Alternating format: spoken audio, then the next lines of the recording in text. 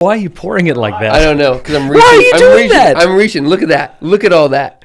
But is there a reason you poured it like that? Well, you get more foam that way, bro. But who wants the foam? Look at you. You've done it nicely for yours. Here, have that one. Thank you. They're both washed. Oh, man. Great to have you on the show. Great to be with you. We've It's had been you. like since Sunday, man. I know. We've had you on the show before. Imam is your last name. We'll talk about that. I was looking up what Imam meant on my phone Yeah. in the airport. Yeah. What does it mean, according to your Like phone? a religious leader in Islam. Yeah. Someone who leads worship. Prayer. Yeah. Why is your last name Imam? Because my great-grandfather was an imam, and actually going generations and generations back.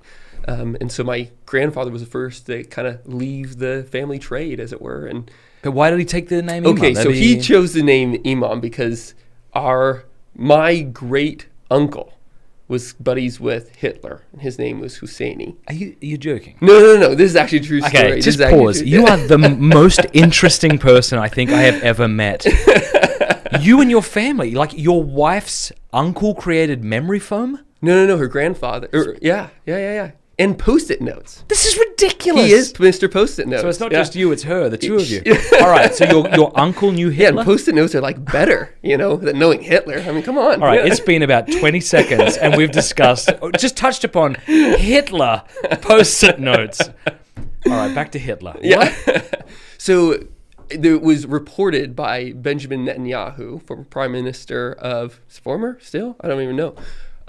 Israel, that Mufti Husseini, a great uncle, gave Hitler the idea of the final solution of exterminating the Jews. Now, that's factually false. It didn't actually happen, but it is true that they were buddies. And I'm our not family. saying that the extermination of the Jews didn't happen. I just want to clarify. Oh, given definitely that you're a not. Muslim, No, yes. or we're Yeah, a yeah. Muslim. We don't want that to go. No, definitely not. He did not give Hitler the idea. That's what didn't happen. But they were friends, and our family tried to distance from him, and so we replaced Husseini with Imam, which was historically the family's trade, as it were. Very cool. Yeah. Well, just quickly for people who aren't familiar with you, give us kind of like a 50-second and no more. 50 seconds? That's That's a it. long That's all time. you get. I'm going to give 5 seconds. My All name's right, Jacob breakdown. Imam. Yeah. I direct a think tank. Don't look at that. there. You look I'm at going to me. look at Tell you. me who you are. You know what? You know who I am, Jake Imam. I am the Oh, hey, director. Jacob. I see You're why it's ruining weird now. this. You are ruining Sorry. this. I'm the director of a think tank called New Polity, which tries to think about Christian politics. I'm a DPhil student at the University of Oxford, working on a Catholic theology of money. I'm married to a beautiful woman named Alice, who is a mom of one so far, and as so far as we know, named Blaze, and she is a marathon runner. How's that? That's Fun very facts. good. Yeah. What makes a think tank and not just an apostolate within the church who teaches people about things? Yeah, well, that's fair enough question, because there really isn't a great distinction. Pints of Aquinas is also a think tank. Yeah. I guess that maybe if you want to put a difference there, is that we actually spend a fair bit of time thinking through what we're going to write and then try and communicate. So there's a good bit of time spent actually researching, trying to dig up what the tradition has said, what the tradition has taught, what is handed on. And I think we are kind of in a period of dearth, where the larger Catholic community has forgotten what we had taught in the patristic era, taught during the medieval period, and we're trying to resurrect what the church did teach regarding politics and economics. And I guess everyone in New Polity is academics, essentially. You're either getting your PhD or you have a PhD and you hold conferences and you have a journal. Yep, we're nerds. Yeah. That's how it works. How's the journal going, and Yeah, why should people be interested in it? Why should people be Other than interested that, in it it? looks very beautiful. You've done a great job on it. Thanks. It does look excellent. Thanks Yeah. so much for saying that. The major thing that we're trying to think through right now is what comes next. I think In society, and during the 20th century, at least in the West, at least in America, we had this thought that Christianity, with Catholicism generally, could really live within our liberal system. And we're getting to this point, I think, later on, further down the road into kind of late liberalism, late American history, that we're seeing that the two options, this crazy polarization that we're coming to, is really hard to live within, to pick a side as if you really want to be faithful to Jesus Christ and his mission. And so why should you be interested in it? Well, you should want to follow Christ. That's what we're trying to do. It's what we're seeking. And, it's an invitation to come and think alongside us to figure out what's next and how do we live well with one another. That's really interesting because, we do kind of live in a binary system in the United States. You have the Democrats, you have the Republicans, and then there's this way of thinking where you have like full-out socialism or full-on capitalism. And if you look at the Democrats and your stomach's turning, you naturally want to go against that, and it seems like your only other option is the Republican Party, right? Yep. And then you get these Christians who might be dissatisfied with the Republican Party who say, no, like being a Christian, being a Republican isn't the same thing. Yeah. And then people attack them because it sounds like they're being chummy with those who are pushing a sort of socialist agenda or what have you. I think that's really well summarized, yeah. And it really comes back to the question of what is politics? What is it meant for? And there's not really a satisfactory answer in either camp. I think maybe you might hear on the more left socialist side something like, we all just want to be very comfortable and fine. Joe Biden actually said that explicitly, like, what is the point of politics? He said this back. He asked this question back in November and answered pretty much along those lines. I think maybe within the Republican side, if you kind of get old school Republican, you might hear something like, we want to be free, we want to live our lives, we want to. It's kind of the old school American sentiments. Maybe I hear that and it gets me excited. I get excited about that too. Yeah, maybe how that gets translated into modern policies is not so clear. Maybe kind of a newer republicanism. I think especially as people are getting more and more dissatisfied, it's no, let's fight, let's take back. And that scares a lot of people, and it scares me a bit as well. And I think that especially within the larger conversations of affluence and total freedom to make as much money as you possibly want, it's like, well, that's definitely not what Jesus taught. And there needs to be an alternative of thinking through, what is a society for? And St. Thomas, brings this up, and he says, if your goal is just comfortability, just living life, well, then you're going to push aside everything to just sustain your life. And in addition to that, you're not going to be able to recognize the difference of your life from the life of an animal. And so you're going to start living with animals more and more frequently and treat them as equals with you. It's like, wow, that kind of sounds a bit familiar. And then he says on the other side, this is all in the De Regno, by the way. Yeah, I have an audiobook of that for No my way. patrons. True story. Oh, I well, paid listen to someone. that. I paid someone to professionally record it. Patrons, you can go listen to it whenever you want. Oh. On Kingship, right? Yeah, that's great. That's amazing. And then there's kind of the other question that he asks is, well, what happens to society when it's just all about affluence, all about making money? And he says, well, you're not really going to have the differentiation between one city and the next. They're all just going to kind of meld into one another because we're all going to be merchants of one type or another, mainly dealing in money and not mainly dealing in goods. So those are, some of the problems that we see, I think, that we see in our modern culture. And it really stems from this predicament of not knowing what the end of politics is. What's the purpose of politics? What does politics mean? I think it's the art of living well together. And the art of living well together. Yeah. So art, and St. Thomas really talks about like it is an architectonic science, like architecture is part of that. And in architecture, it's a bit of a science, but there's human creativity in it. So there's definitely some wrong answers, and like, that arch won't go up if you do that right. But there's a lot of potentially good and beautiful answers, a lot of different ways of doing it, all based within, for him, custom. But ultimately, what does that mean? Based in custom. Based in custom, based in the mores, the habits, the personal decisions of a particular community. Interesting. That organically develops. This might be what you're getting at. I find it sad, and I think most people do, when they leave America or they leave their country and they go to some Western country, and it looks exactly the same. Dude. You go to Ireland, you've heard all these stories about the Irish, and you're like, God, they're just as boring as us. Yeah. McDonald's on every corner, Starbucks everywhere.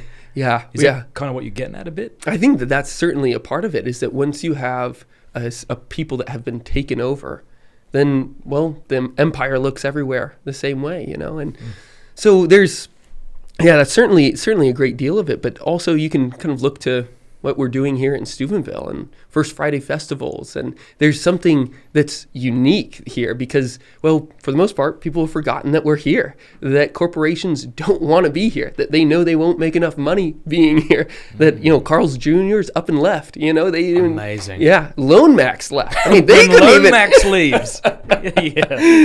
You know that they're not doing well, so... Yeah, and we've been, as a result, able to cultivate something beautiful and organic and something that was, bottom up, grassroots. What have you or those in Steubenville been able to create? What do you mean when you say that? We've been able to build something. I think Joe has something. This is show and tell everybody. Show and tell everybody. Let's see this. So this is... Here you go. Our First Friday festival. Look how pretty that sign is. Look at that. Can you, where were you going to show this camera here? We're on the wide shot. Okay, right there. Look at that. You want to go to 3? Yeah. Okay. Look at that sucker. We are... Doesn't that just make you want to move to Oh Steubenville? my gosh, I'm just ready to move here all over again. Oh, it's better on the middle one? Oh, sorry. All right, here you go, everybody. I feel like I'm marketing this. I didn't even start this. You are marketing yeah, it. I You am chose marketing to bring this up. This wasn't accidental. Yeah. Okay, what are what are the first Fridays? So Mark Barnes, our buddy, thought that the way in which to bring people down to our dilapidated downtown, which has 2/3 of the buildings all boarded up and empty, was to bring festivals, to bring music festivals.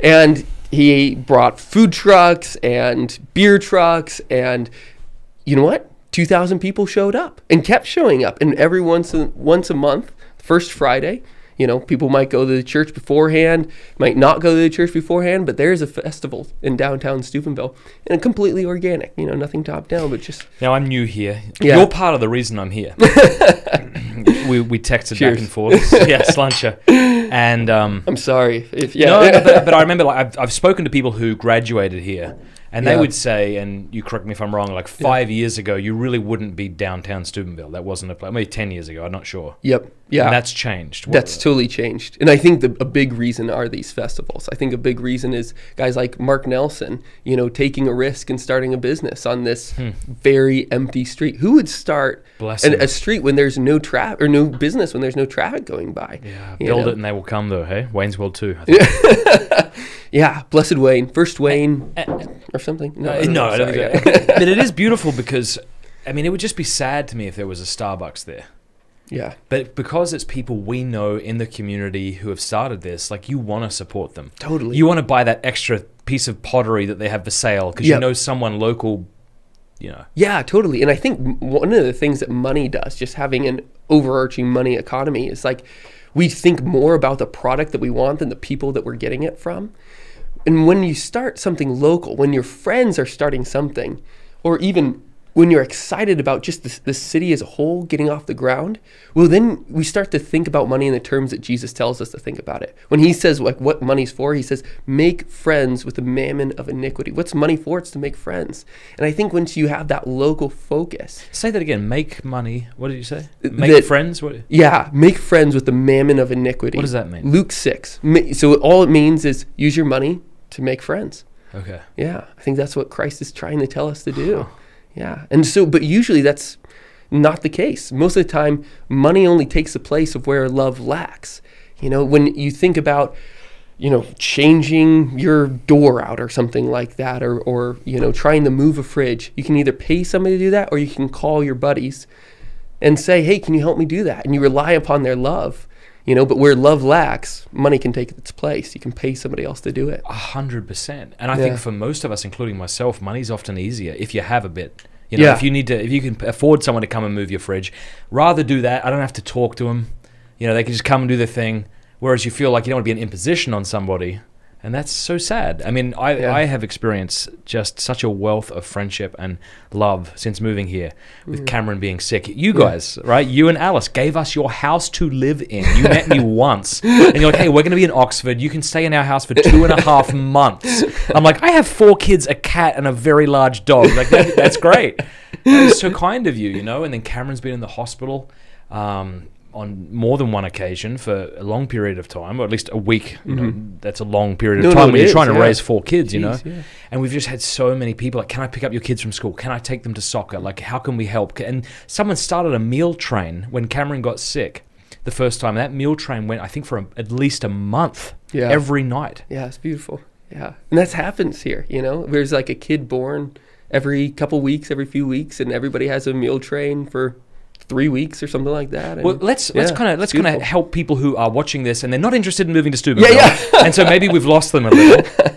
But back to your point, though, about Sure. building a society of friendship and... Yeah. So, I mean, part of a think tank, I might take it a bit theoretically, but make it fun. You think about what St. Thomas says as being the end, the purpose of politics. He says that it is for the sake of virtue, that virtue is the purpose of politics. So if you think about politics being the art of living together well, what's the point of living together well?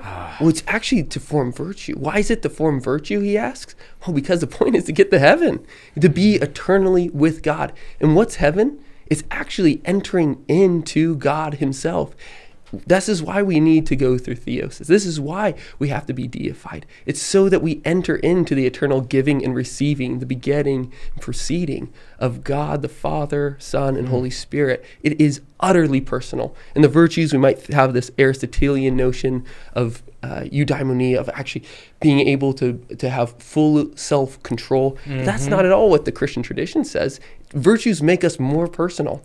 It's having God written on our heart, as St. Maximus the Confessor says. It's, in one way, St. Paul's description of being clothed with Christ is nothing other than assuming the virtues. This is why they're so important to us. And living together, well, we help one another grow in virtue. It's like marriage. You help one another get to heaven. What's the point of living together in a community? Help one another get to heaven. Have God written on your hearts.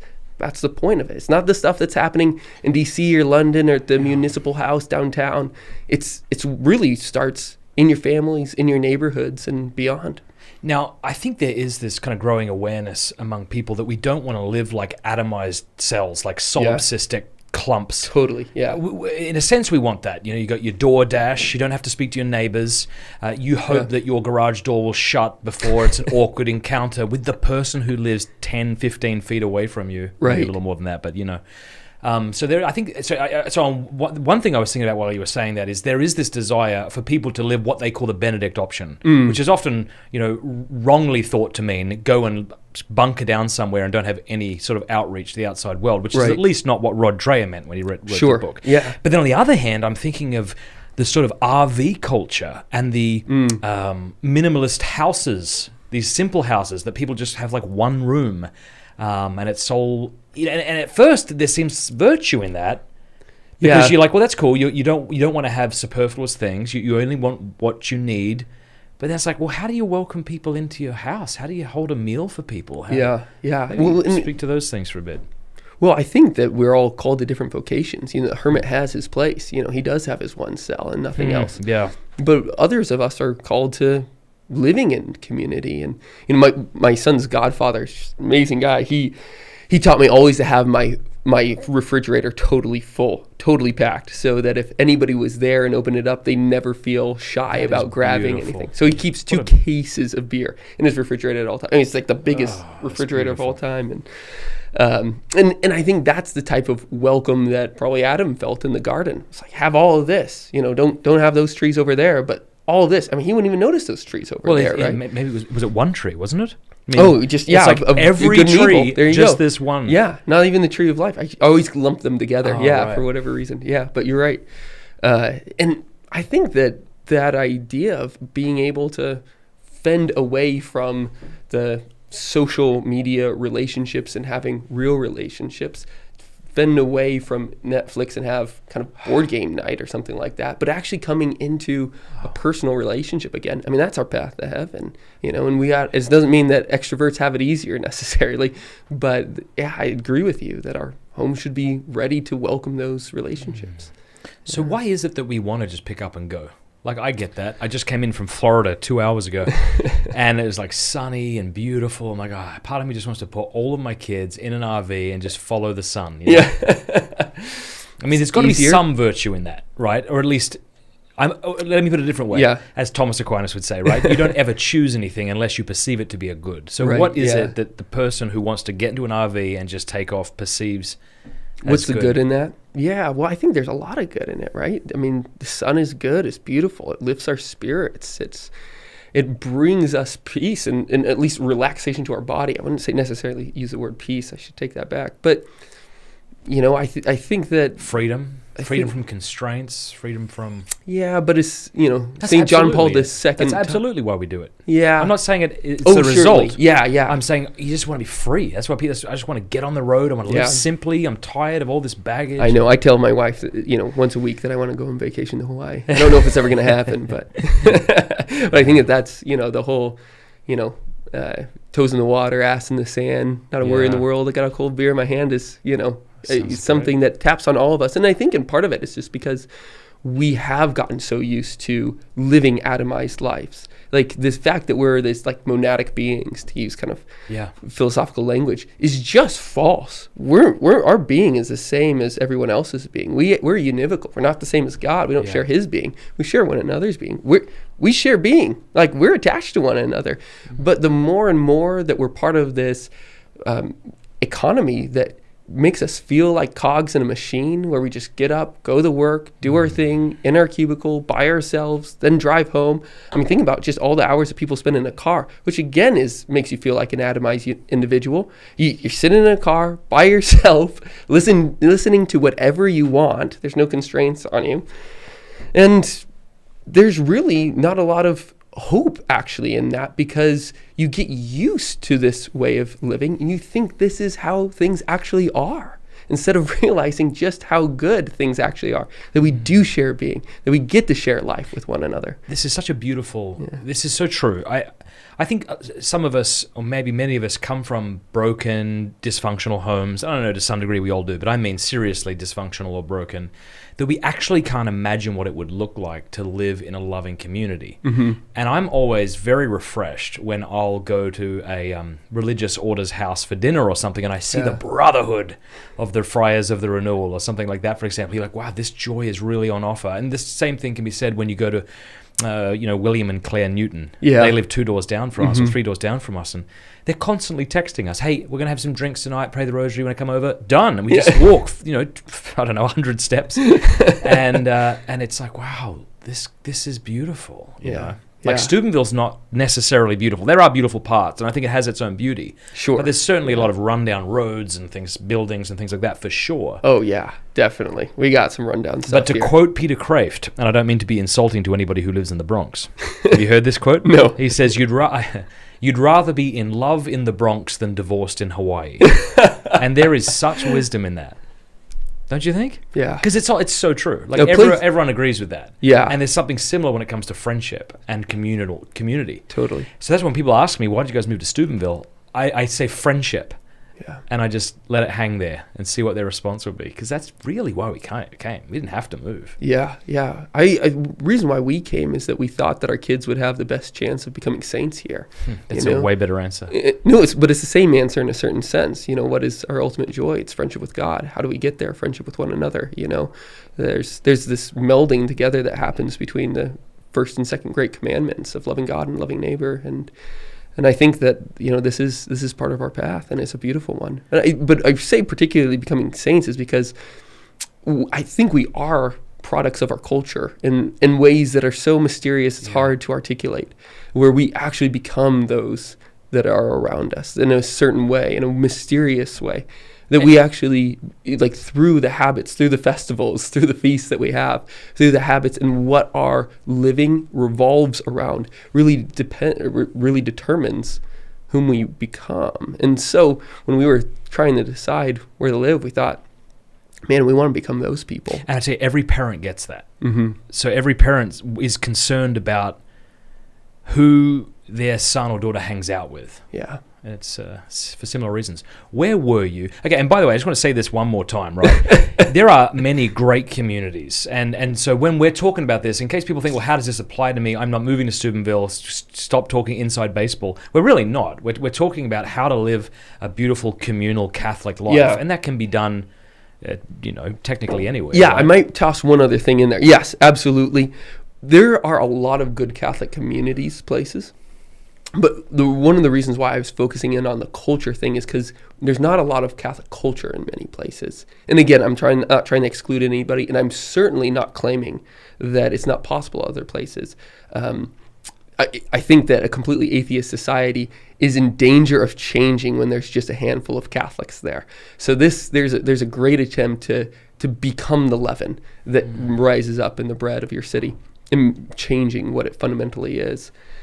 But there's a lot of good people in a lot of good cities. But one of the things that I love here and that was actively going, and we hope to help push this rock further and faster, is that the way that people think around the liturgical calendar, around the times of days in accordance with, say, praying the office, around what month it is. I mean, it's Catholic. And there's the assumption, Lent's coming, we're all changing what we're doing.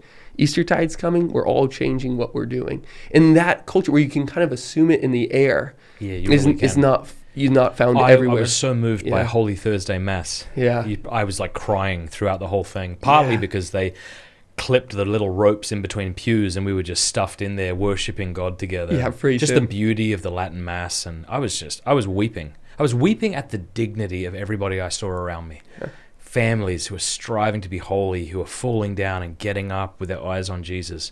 I was so moved by it. Yeah. I think I said to you, this is so much cooler than being an atheist. Yes, you did. Yeah, it was so funny. Yeah, they really don't have anything like that. Yeah, hearing the church. I actually can hear the church bells from my house.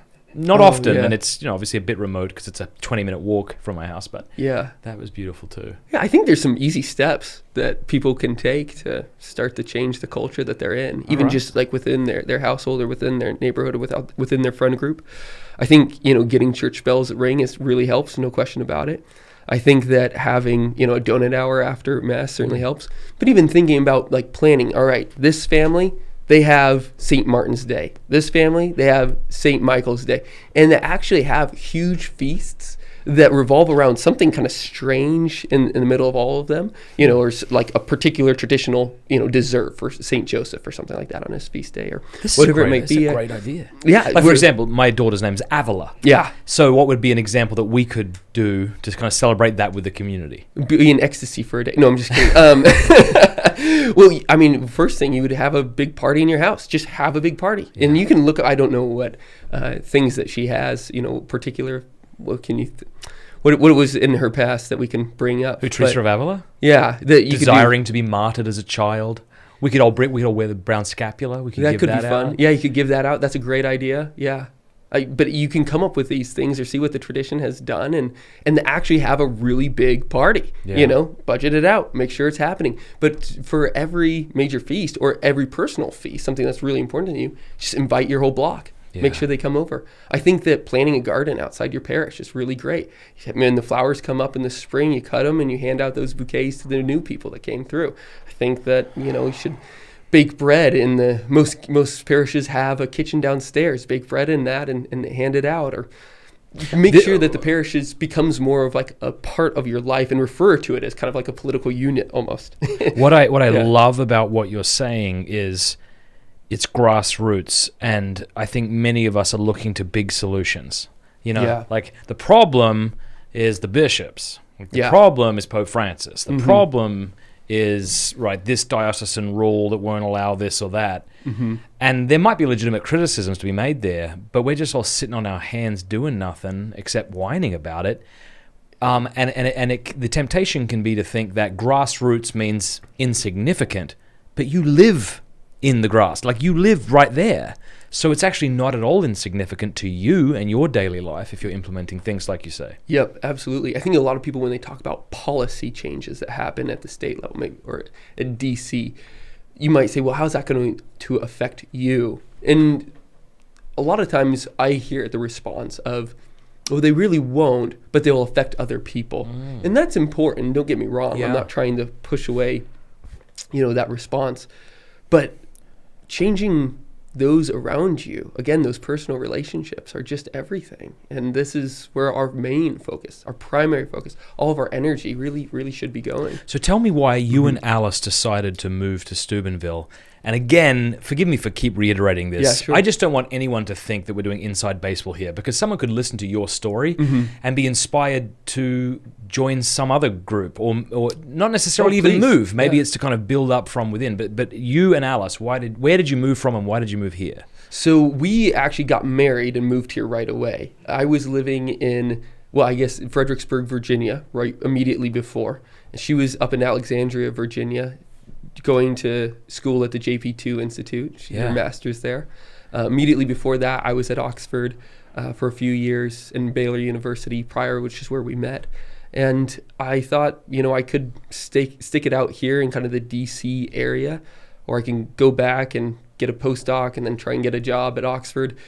But we really, really wanted to be in a place where we could live the faith. I think there was a kind of almost an existential thing for me that I was feeling more than she was, where I was a convert. She's a convert too, but I a bit more recently, and like just craving to have a more intimate relationship with Christ, and feeling that the cultural assumptions that we had, or really just like the way that our society was ordered, we almost blocked it in certain ways. Like I had to save for retirement. I had to stick away 10% to my 401k every month. I had to, you go off the examples. And the truth of the matter is that Christ really upends a lot of that. And I thought, really, if we're going to be following Christ, why is it that my public life doesn't look all that much different than, say, an atheist, or just an average liberal? Really, if Christ is going to change the way that I'm behaving towards others, if that spreads out, wouldn't that change everything? I mean, there's kind of this strange... That's the sort of argument that Hahn and his co-author make. I forget his name, forgive me. Yeah, Brandon McGinley. Yeah. In their book, It Is Right and Just. Yep. It's like we have this idea, what does he talk about? What's that syndrome called? Stockholm Syndrome. Yep. Where you kind of just be like, well, I don't want to impose this upon anyone else. I'm not trying to make the culture Catholic. It's like, why? Why would you even think that would be a negative thing? I mean, you want your family to be Catholic, yes. You should evangelize your neighbors, yes. Kind of what you're saying. Yeah, absolutely. Like Christ wants to be king of your hearts, over your families, over your friends, your neighborhood, your city. Where does it stop? Yeah. He's king of the universe. Yeah. Yeah. Anyway, so that was really what I thought I was seeing around, and I thought, I need the help to get there. I don't really know what that looks like. And I was invited out by Scott at the St. Paul Center, and I met Andrew Jones, and Mark and I got more time together. We'd met in England, and I was exposed to this whole new world, and I thought, gosh, this is it. This is the chance. This is what I've been craving. And so we moved here, we uplifted everything, and we thought, let's move to the Rust Belt. What I love about your story too is it's not like you're somebody without options. I mean, you're going to Oxford. I presume you are, somewhat financially well off. Like you had many options, and yet you chose this. That's cool. Yeah, and I do. Again, I mean, to your point, we can create this everywhere. I thought I needed a little bit more remedial help. I really didn't know what it looked like, and through New Polity, we're trying to help people, figure out some of their other options. But I think that we can start to create these really pockets of real profound Christianity all over the country, because that's exactly what the Christians did under pagan Rome. It was the same thing. Talk about that. Yeah, kind of. It sounds as if they're escaping in a certain respect. I mean, I guess it sounds almost like the criticism that the Benedict option has received, but it's really not that at all. It's when the early church, as far as I've read in these primary sources and tried to piece it together, is that they had their own hierarchies. They had their own court systems. They did have their own mores, their festivals, a new liturgical time that totally changed the way that they were interacting with Rome. And Rome didn't like it. Rome was pretty upset about it sometimes, and that led to a series of martyrdoms as well. But I think that what you see primarily in the early church is this courage, this absolute courage. It wasn't trying to just fit in and live my life and have the comforts of Rome. Sure, I'll just, wave that incense at the statue and it will all be fine. It doesn't really matter anything. It's just stone. But they were saying, no, to the extreme, we must be for Christ. And they were pulling out, and to the point where, and this gets a bit more complicated, but in some cases not even paying taxes to Caesar, saying you are an unjust authority. You are doing ill with the money that we're giving you. I don't want to cooperate in the ill that you are achieving. Now, it didn't always happen, and sometimes the extent of their relationship with Rome was just the taxes. But they were able to start to live in completely different ways. And as a result, Rome started to flounder, and it did fail. It crumbled from within. It was not taken over from the outside, as people like to say. I mean, Gibbon was right. that Christianity collapsed Rome. And good on you. You know, Rome was not a holy empire. It was not.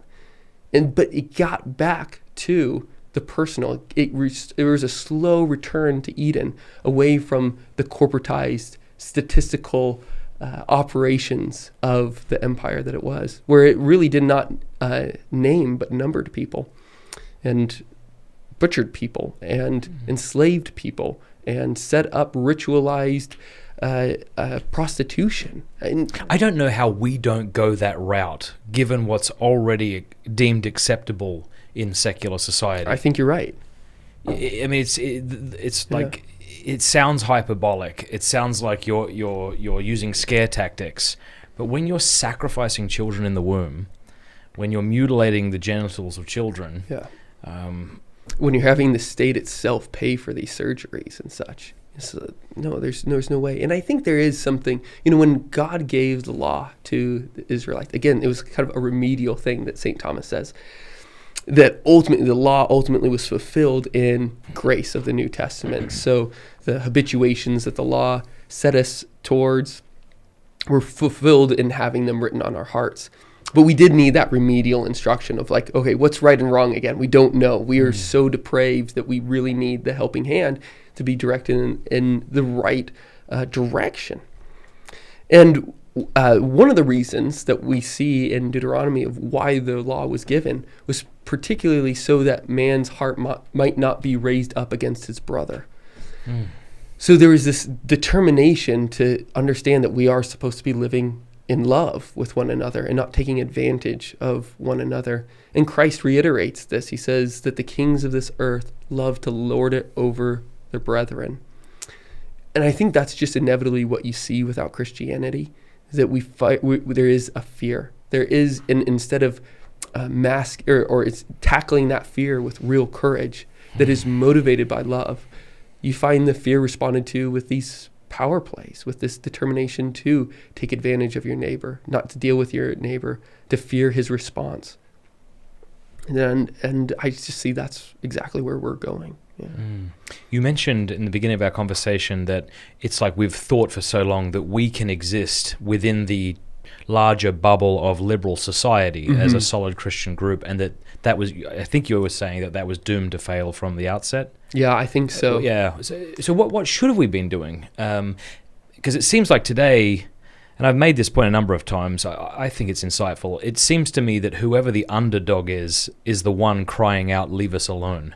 So it feels like maybe in the 60s and 70s, when people were trying to make, say, a homosexual lifestyle more acceptable, or if they wanted to maybe have sex outside of marriage or maybe not even marry, it was just like, just you do your life, we'll do our life. Don't impose your morality upon us. Whereas now it feels to many Christians that they're the ones who are being preached at, and we're now just saying, "Leave us alone," as if that's the best we can do. You go away, and if you leave us alone, we'll continue. Yeah, I think that's right. Nietzsche pointed this out. I think this is actually super fascinating, that Nietzsche pointed this out, that in ancient societies, it was always a powerful one. If there was that little minority, like screaming out, don't think about it, you're going to get crushed. There's not a chance of that. And he said, you know what changed that? Christianity changed that. And is this a good thing for Nietzsche? Well, no. He thought we should return to the strong gods, to the power plays. Yeah. And who did that but the Nazis? They said, yeah, we should stamp out the weak. If a minority is calling out, we should take them down. And they tried it, they failed, and the whole world was horrified with what they did, because there was still that remnant Christian instinct that had come and conquered the whole world. But we swung the pendulum too far. And instead of having the mentality of raising up the poor, we actually picked up any minority there was. And anybody who was a minority, we said, no, we have to save them from the would-be Nietzsche, the would-be Nazi.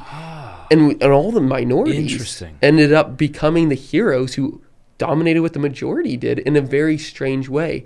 But here's the crazy thing, is that as Christians, we certainly cannot take the techniques of kind of the woke minority because what they did was fundamentally pervert the Christian mentality of the poor. And when we are the poor, when we Christians are the poor, the powerless, what are we supposed to do? We are supposed to become martyrs. That is what we are called to.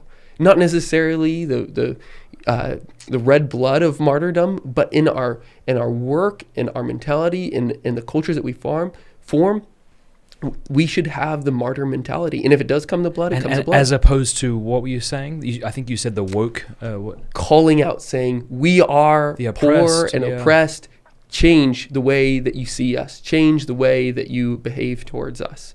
That's not the Christian mentality. People weren't doing that at the Colosseums as they were being thrown to the lions. No, I'm serious. Like, the Christian community in general wasn't demanding that the you know what, there was as far as I know, I don't know of any of these texts. You find certainly attempts, of course, in Acts to stop Paul from returning to Jerusalem. You definitely don't want your family to be hurt. I mean, that's insane if you did. That'd be diabolical if you did, obviously. Right. But when it came to that point, you accepted it. Wow. Mm-hmm. I got a question for you. It's something I've been thinking about for a little bit now. I don't know what woke means. Now, I mean, I guess I do. Yeah. I know as much as what everybody else says, and I understand where the word came from. Yeah. It has a couple of origins. Past participle of awaken or something. Right. I don't know if that's true or not. But what is it? What does woke mean? To be woke. What does that mean? Yeah, I think I'm not sure. I'm not asking for the etymology or the origin of the word. I'm asking, what is it you mean when you say woke? Oh, sure. Yeah, I think that when I have in mind, I have kind of the superstructures of society, the common assumptions that everybody holds, that those who consider themselves woke are claiming to see past those superstructures, the assumptions that everybody makes. And apparently the assumptions... What is a superstructure? So there's this kind of, within kind of a communist way of talking, because I kind of clump them in within that group largely, or kind of within a socialist mentality, definitely down with the capitalist mentality, in a kind of almost a violent way, which isn't, according to Marx, there's too many nuances. I'm an academic. I'm going to go for it. No, you can do it. I mean, that's the good thing about long-form discussions. Yeah. Nuance away, and I'll sit over here. So you have some certain structures of society, which you might say, well, there's the White House, and then you have the legislative branch and the judicial branch, and that comes back to operate in a certain way with the states. And so you have institutions that operate as the structures, and part of that has to include the market. But then there's the superstructures, all the assumptions behind the institutions that really prop them up and make them functional. So is it the idea that the institutions need to be uprooted, sort of branch and root, as it were, the whole thing? Is there a desire to? I think for the most part, not just kind of modify in a sort of superficial sense, but maybe change fundamentally? Is that the idea of the modern woke person, that these big structures are just sort of fundamentally oppressive in some way to some groups, or it might totally say no? I don't think it's the institutions, because for the most part they want to control them. I think that's the case. But isn't it to control them to change them? Even just look at Hollywood and the kind of excuse me, but you'd still be doing the same things. The stock market would be still there. You're still investing. Hollywood would still be there. You're still making movies. The government's still there. You're still passing legislation. It's just, what are the assumptions that are propping them up and moving them in one direction? Okay. It needs to be redirected. I see. I think. I get you. So they're not obliterated. They're just changed direction. I think that's right. So again, what does woke mean?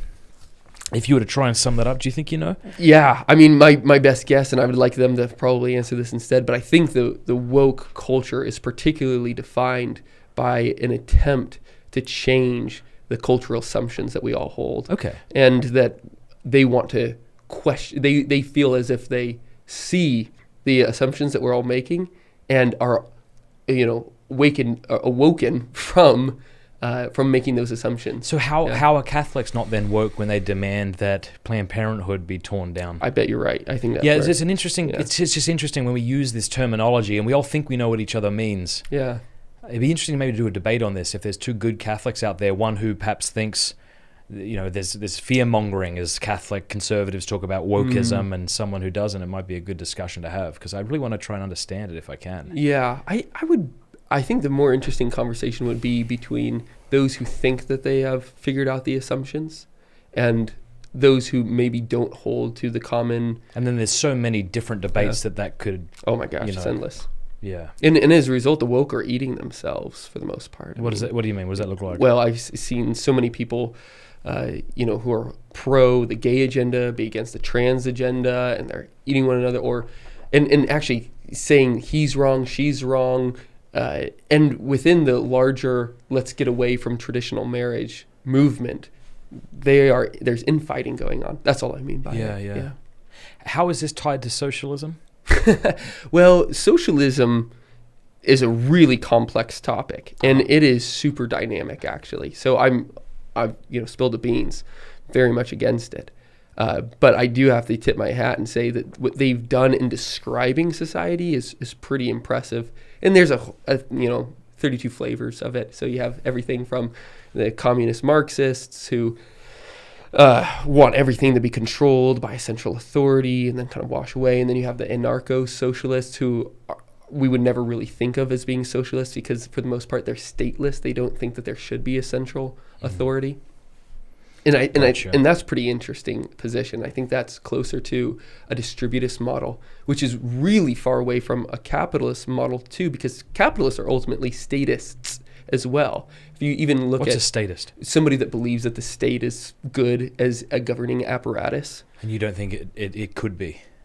Oh, well, I don't. Yeah, but I'm talking about kind of the social, or the anarcho-socialists and the distributists. I definitely think that a state apparatus is evil and diabolical. No question about it. All right, let me try to understand this. What do you mean by state apparatus? I'm not trying to be clever when I ask you all these questions. I really am trying to understand you. No problem at all, because this one is really important. The term state really originates about 500 years ago. Okay. And thank you. And, oh, baby. Get that froth going. Really? 500 years ago? How Machiavelli is really kind of the guy where we take that term from. And he understands state is to have a monopoly on violence. And that's something that comes later and most, famously in Max Weber. And that idea of having one central entity that has a monopoly on violence. Nobody else is supposed to fight against their neighbors. Interesting. That absolutely is something that military, police force for internal threats, taxation to be able to accomplish it, absolutely all of it. Yep. But there's also another side to it as well that I think rises up, and that is the development of statistics in governing people. So statistics, they're the mechanisms by which we are able to track people and to see what they buy, what they eat, where they go, and as a mass group of people begin to change the way that they behave and what they operate. So you would include this in the monopoly on violence. This is a violent action that the state's I think it is a violent action. I wouldn't necessarily include it as a monopoly on violence. I say those are kind of two aspects of a state. But you're not calling for the abolishment of the police, are you?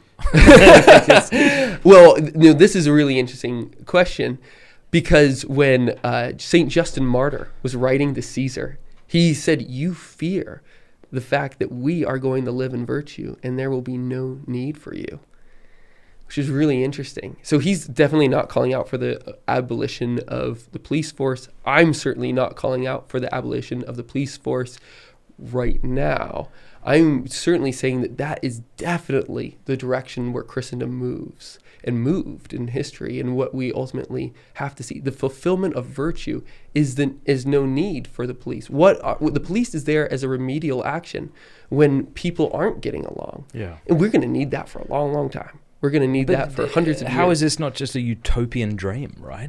Well, like it seems like we're always going to have wicked people with us, even if you and your family become virtuous. Yeah, I think that's right. I think that there is a very slow move into it. The fact that Christendom was able to operate well without a standing army, without a police force, is evidence to show, and operated as such for hundreds of years, is evidence to show that it's not but just wasn't a that utopian unjust, though? I mean, you said these Christians lived without police protecting them. Or their own police force, maybe you said. They didn't have a standing army or a police force. There wasn't ever such a thing. They didn't even have standardized taxation, and definitely no indirect taxation, meaning the government's just going to take a certain amount of money and they're going to do whatever they want with it. If there was ever a tax taken, it was for the sake of building that road that we need over there. Hey, Joe, can you help me pay for that road over there? It was something so like it's that. okay that the Vatican has Swiss guards now, but you would like to see them gone eventually.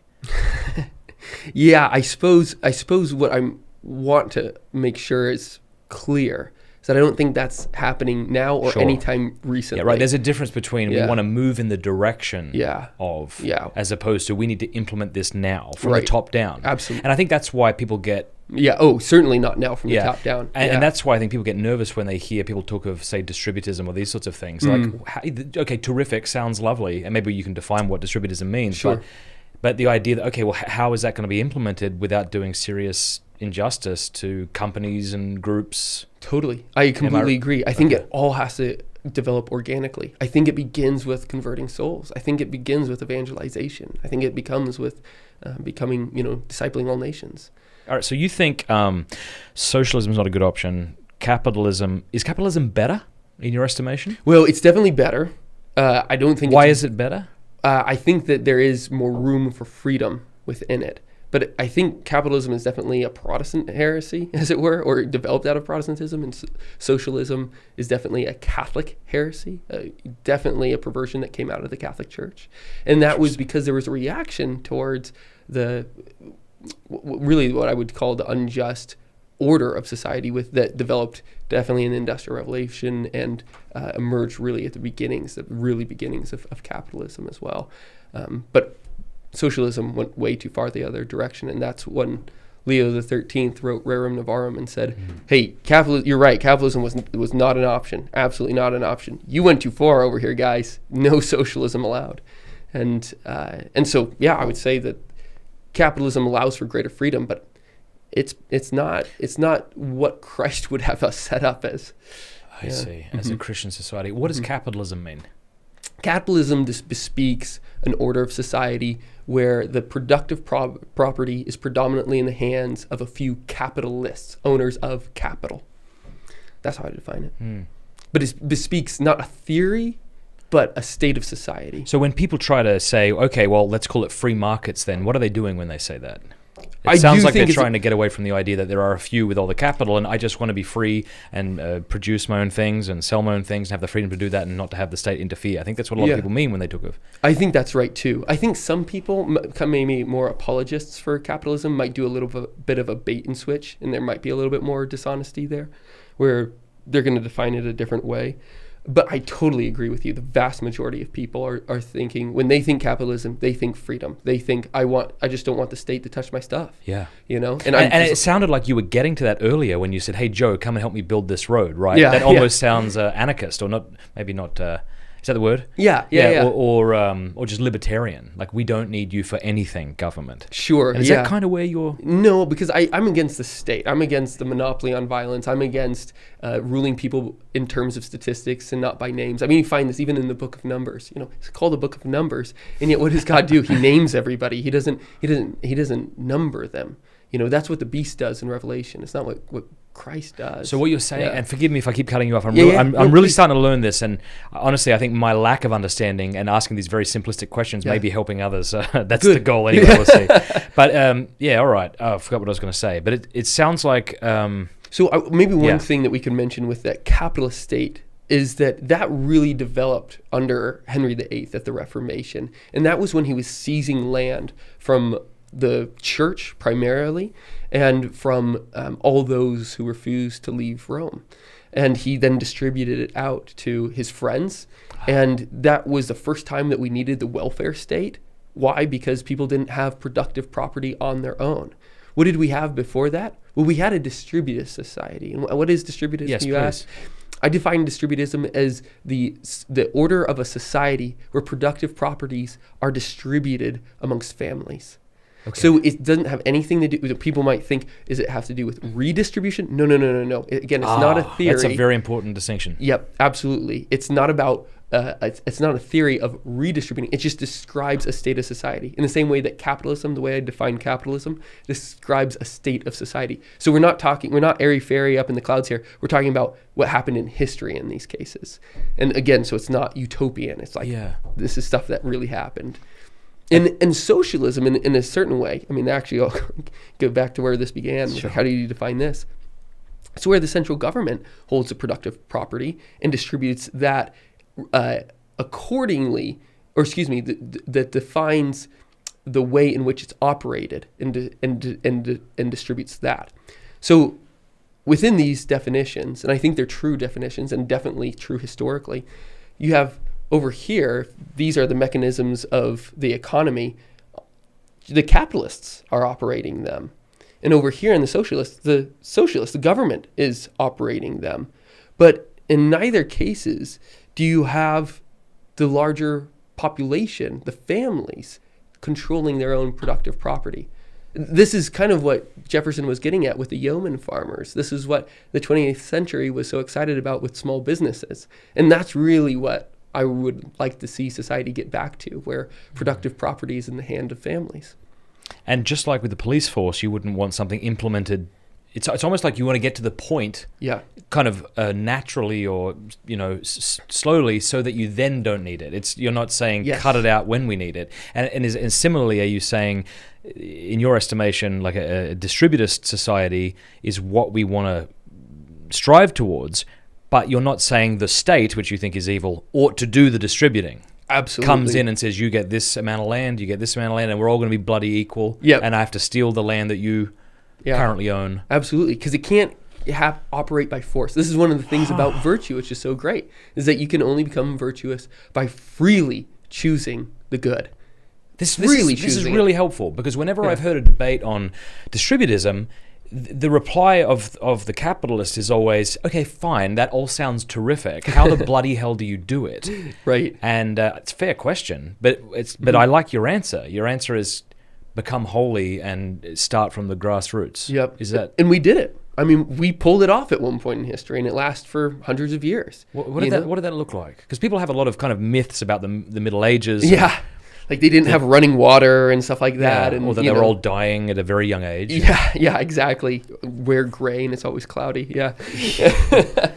No, the Middle Ages, I mean, far from being perfect. I mean, I guess we need to start there. I'm not saying that there was no need for remedial action at all. There was. But they got to a point that was a lot healthier than where we are now.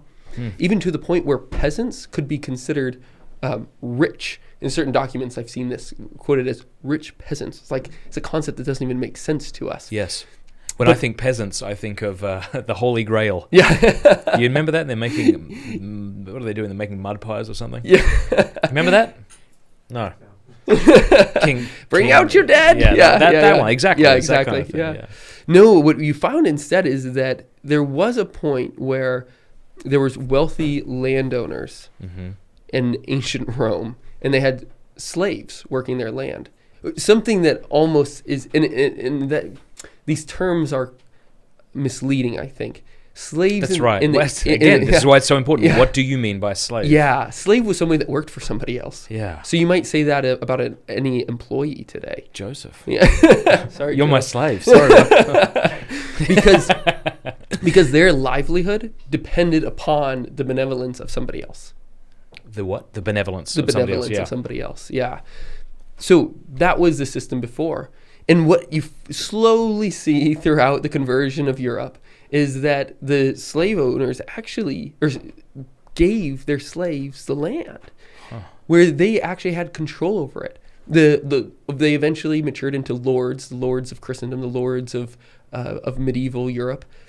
But they couldn't have complete control over them. Yeah. So they would have enough, the peasants now would have enough land to be able to operate their, and to be able to provide for their family. And indeed also to give their offerings to the Lord. So this is another slow development that you see, that with the slaves used to give everything, all the surplus, even beyond that, to the landowner. And that never really stopped. But what happened in Christendom is that they started to call them gifts. They started to call them offerings. So what you had to bring every week, every 2 weeks to the Lord was no longer something that was absolutely demanded. It was considered to be a gift. And that's the type of exchange. That's the type of thing that exchange becomes when you have a Christian society. It's not exactitude. It's not perfect reimbursement, which is a completely made up concept anyway. But it's actually a relationship, giving and receiving. He gives them protection. And the peasants were not fighting the wars when they came. The lords were the ones risking their lives. Peasants were also not the ones renouncing everything and becoming monks. Those were the lords and his brothers. I mean, it's a completely different society where there was a real friendship between classes.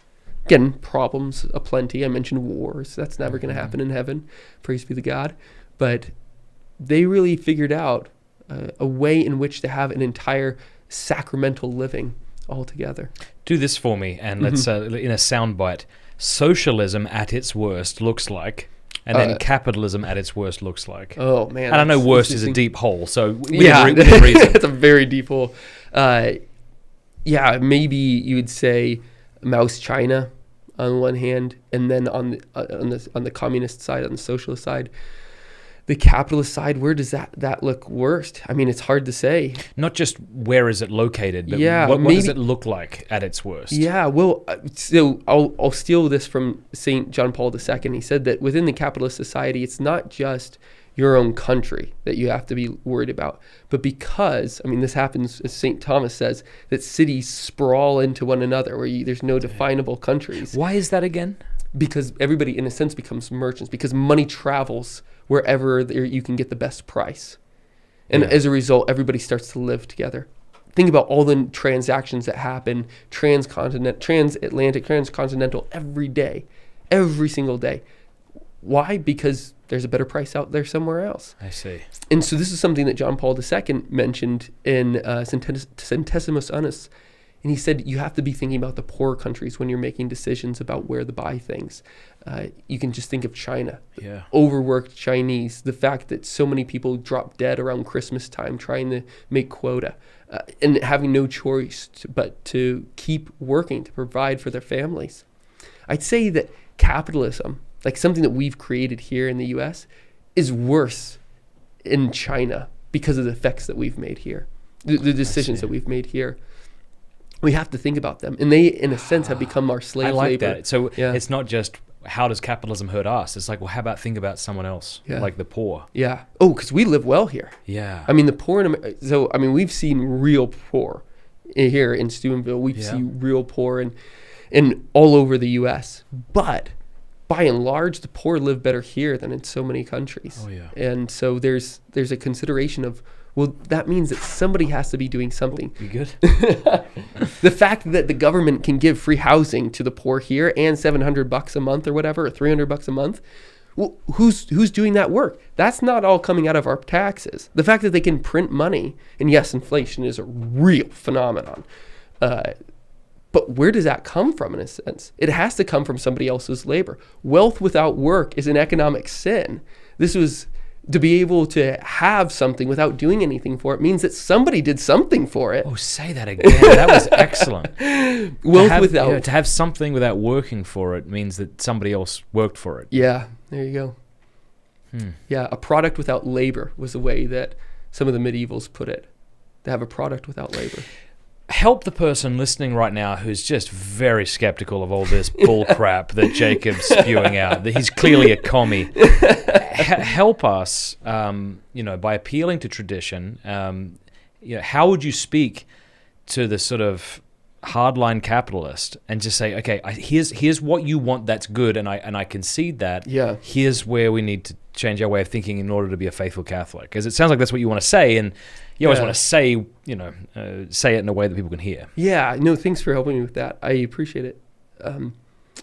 So St. John Paul II actually put it pretty well. He said, if you mean by capitalism a real entrepreneurial spirit, the ability to do business unencumbered in freedom, I'm so with you. But then John Paul II says this. He says, but you shouldn't call that capitalism, because that's not what it actually is. And I would just appeal to them in the same regard and saying, terms do matter in some cases. And I guess what matters most is the sentiment behind what you're saying. Yeah. But I think you're going to find better allies in the Christian tradition than you are within the capitalist tradition. That those who are really the great saints of capitalism, to like use a phrase, you might think of somebody like von Mises, like Ludwig von Mises, who was one of the great heroes of the Austrian School of Economics, did nothing but insult Christianity for pages upon pages in multiple of his books. And I just think that you're going to find a better home, those who really want a great free entrepreneurial economy. You're going to find a better home within the Catholic scholastics. So a moment ago, though, it sounded like you were, I think you were right to not want to paint socialism with the same brush, right? You're like, there are all different types. So do that with capitalism then. Yeah, so you definitely can the term be rehabilitated and what's... Yeah, well, I don't think that socialism as a term can be rehabilitated. No. I think that anarcho-socialist group, they had something going for them, but I think they need to drop the term right now because socialism does mean something different. I would say to them something like what John Paul II said. It's like, that's great sentiments, but that's not really what socialism is anymore. Okay. And I'd say the same thing, or really ever. and so I would say the same thing. And yeah, there's a difference. Like, you can be a Keynesian, neoclassical, neo-Keynesian. You could be Austrian. There's a huge spread of differentiations within that range.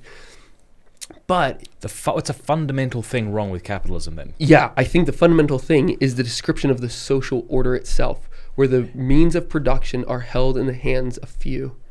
And you don't think there can be a capitalist society in which that isn't the case? I don't think that's the definition of capitalism. Yeah. And so you could also point out to things like the profit motive that are absolutely diabolical. And I think most Catholics would say, but maybe the economy wouldn't work as well without it. And that's just a different conversation and a different appeal that I would like to make to them.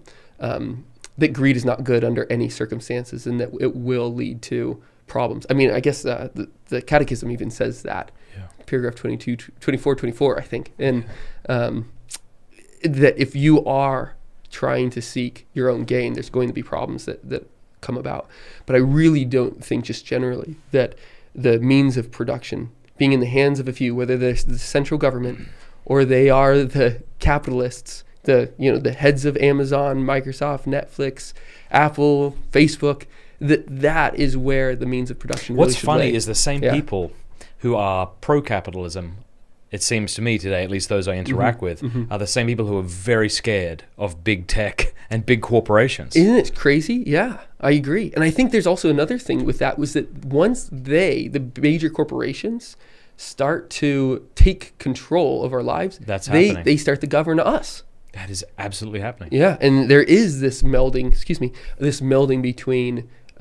between capitalism and communism. And this is, again, something John Paul II says, that late capitalism ends up looking very similar to communism, where those who are in big tech, who do control the major means of production, end up taking control of big swaths of the government too. That's just dangerous territory. It looks like that today. Yeah. And you might find some guys that say, if only capitalists did what they were supposed to do and just make money instead of trying to get power. Right. And isn't that kind of what I hear Ben Shapiro say? Two things he's said that I've liked. And we should talk about Ben Shapiro for a little, actually, because it seems to me that for many kind of conservative Catholics, he's become the primary preacher.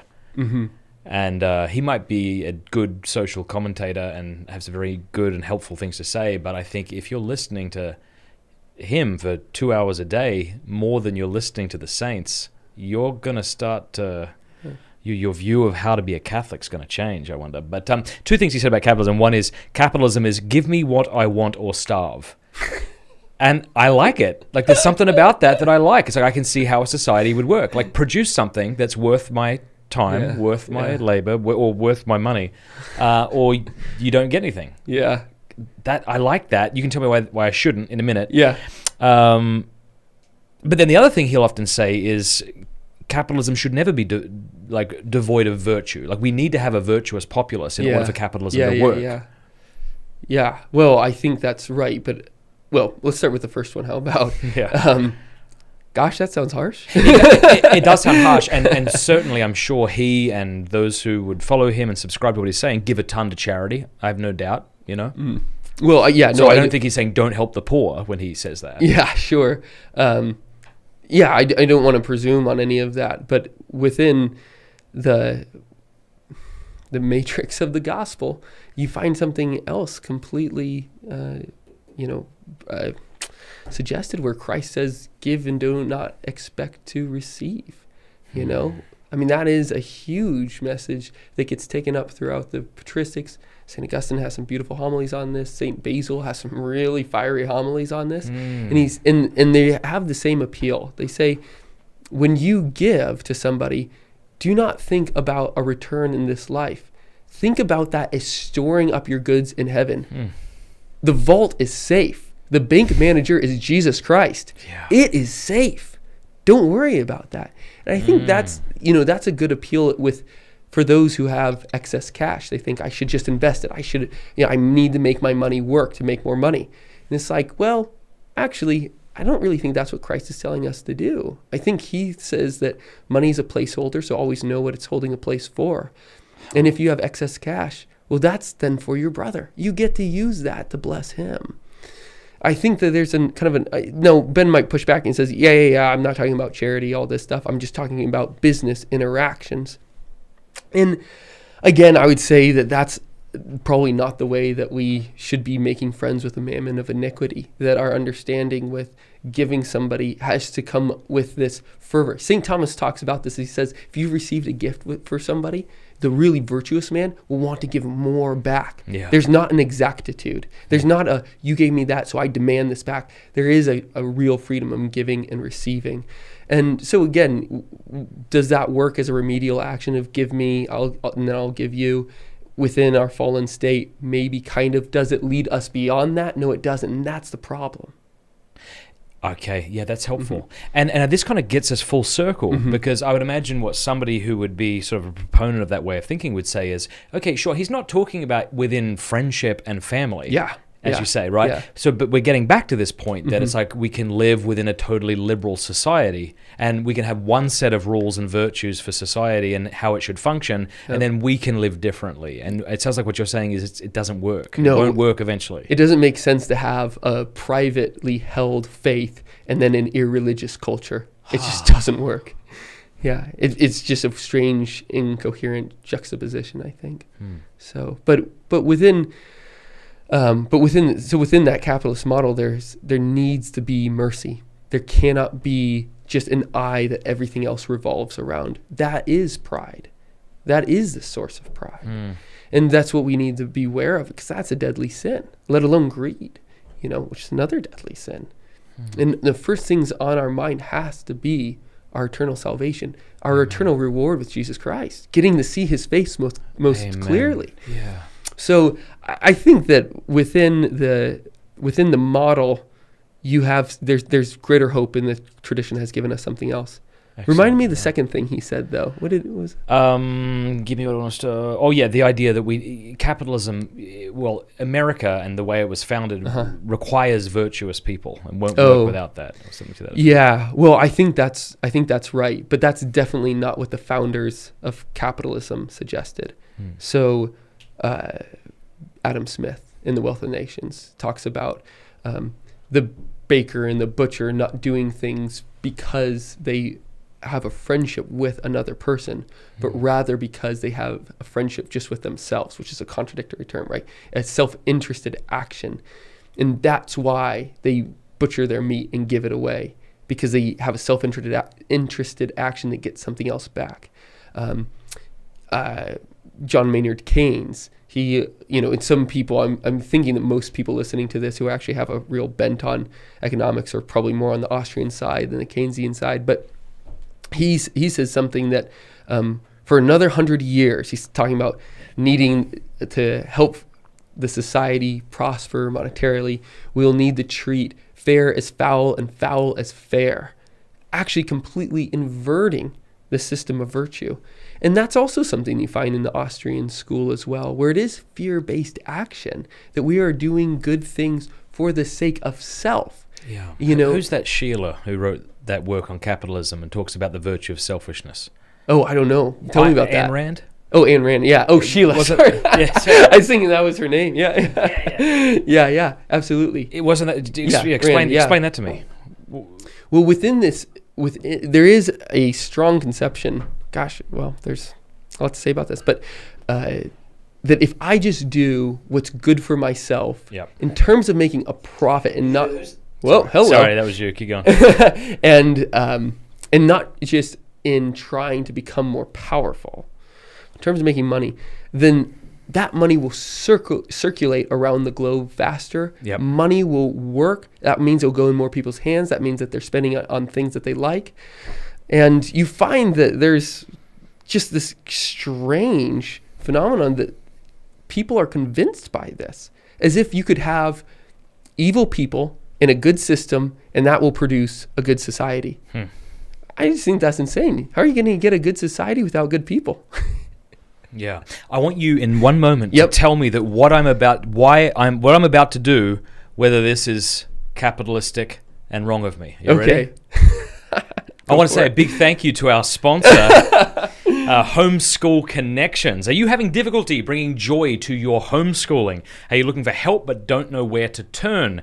Homeschool Connections is the answer to your homeschooling woes. With dynamic, passionate instructors faithful to the magisterium, your upper elementary, middle, or high school student will find a love of learning that will inspire them to want to continue to learn for the rest of their lives. Register for a live course with instructors like Trent Horn and Tim Staples, who teach apologetics, Joseph Pierce, who teaches literature, or take a self-paced course from Dale Alquist or John Martinoni, where your student can focus on mastery of Chesterton, apologetics, or speech and debate. The subjects are wide-ranging and include all the core courses, plus many more you would expect from an excellent institution committed to helping you with your homeschooling efforts. You can register for a single course or an entire suite of courses with over 200 live interactive courses to choose from this school year and over 450 recorded courses. You have what you need to make sure your students are educated in the Catholic tradition. Enrollment for fall 2021 and spring 2022 is now open. And, we've been homeschooling. We have one of our child we're homeschooling right now. And so we're actually doing this ourselves. Prices are very reasonable. So your whole family can continue to homeschool on a budget while receiving an excellent education. So I think a lot of us have learned that we might be better at homeschooling than we thought, given the pandemic. Maybe you're considering homeschooling. Maybe you're homeschooling now and you just want an extra bit of help. Here's what you need to do. If you want to learn more, visit their website by clicking the link to homeschoolconnections.com below. Click that link so they know that we sent you and they will like me more and that'll make me feel good. And you can learn more information. homeschoolconnections.com/Matt. Again, click that link in the description below to learn more. What was there something wrong with that? Honestly, I mean, I'd like to know. Yeah, no, it's a great question. So I'll first say this, that marketing is dangerous. I know how carefully you select those who are your sponsors, though. And there is a kind of a gift relationship. It's like, no, I don't think that we should enter into a relationship at all. Yeah, and for those who are watching, like that has happened to me. I've had more than one group approach me who've wanted me to advertise them. And because they said they were Catholic and I looked into them, I had to withdraw them. Or when I found out some things, or not take them on at all. Yeah, I've seen you do it. Right. Like, he's good at his word, I promise. Yeah. And so I think that is part of the way that we start to redeem marketing. Okay. Mark Barnes and I recently did a podcast on prophecy and predictability within money, and how the ways in which we act and behave become more regularized because those who have more money can pay for marketing and thus get to influence the way that we act and behave. And again, take away from our creative behavior. I mean, this is something that you see the saints, that they aren't all like one another. There's like, how do you even compare Saint Francis to Saint Homobonus to compare to Saint Bonaventure, to compare to John Paul II? Yeah. I mean, it's like... Jason Everett has this point. He says, line up the world's dictators and you just find this monotony. Yeah.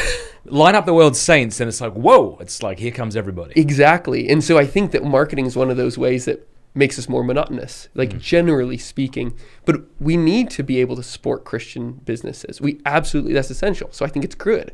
So that's my conclusion. Okay. But in maybe a fulfilled society, we won't have it. We won't need it. We'll go down the street and get everything we need. Yeah. Fantastic. Yeah. This is fun. Have I pushed you into directions that you weren't fully ready or expecting to cover, or is this just stuff you think about all the time? And well, I don't know. I'm having fun. I think about. I don't really think about socialism all that much, but I think about the economy a lot. Yeah. Yeah, you're helping me.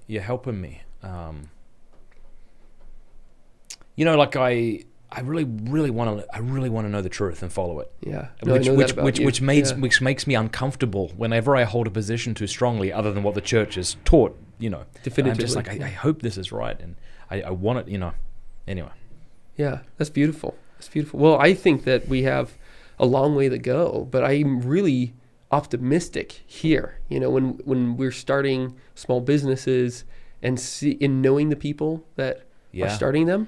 And then there's like this eagerness. Oh, I gotta go there so I can help them out and in fact, real big and whatever. Yeah, indeed. And speaking of businesses, I several months ago, my wife and I did a podcast where we talked about we're moving to Steubenville, and one of the things we said, of course, that we're going to build our studio above a brewery, and so everybody has been asking me about this brewery, and I would love you to tell the people, since you are, what would you say, one of the founders of this brewery? Yep.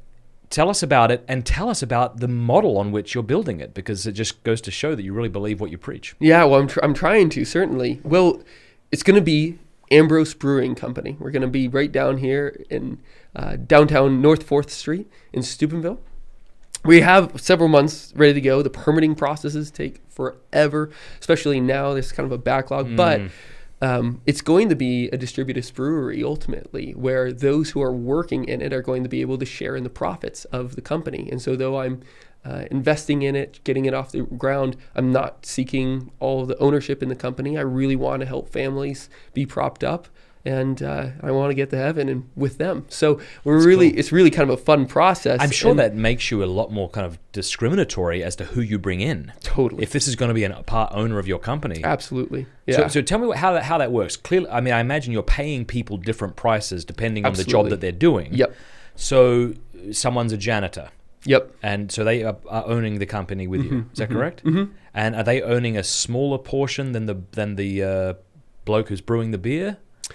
Or how does that work? Well, the brewer is an interesting topic, because I did enter into this freely with our brewmaster as well, and so I don't want to force anything upon him. But for my share, I get to share that, which is a great gift. But within the model, it's kind of like a body. There's certain parts of the body that are just more important than others. Like it just won't work otherwise. But blood needs to flow through all of them. Oh, that's really cool. Yeah, and so that's part of how it is you kind of might think about it in terms of... I mean, Covenantize has just done this. Oh, tell me about that.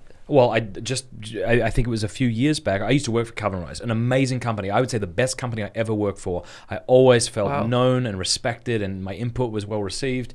They just treated their employees really well. Wow, cool. And they have now basically given ownership to everybody who works there. Wow. And it's retrospective. So the guy who started off as a janitor will literally be... provided Covenantize continues to succeed in its profits, a millionaire when he retires. That's not an exaggeration. Praise God. Yeah, praise God. I mean, so now, but they said that the morale in the company has totally changed. Now everybody is invested in this thing called Covenantize.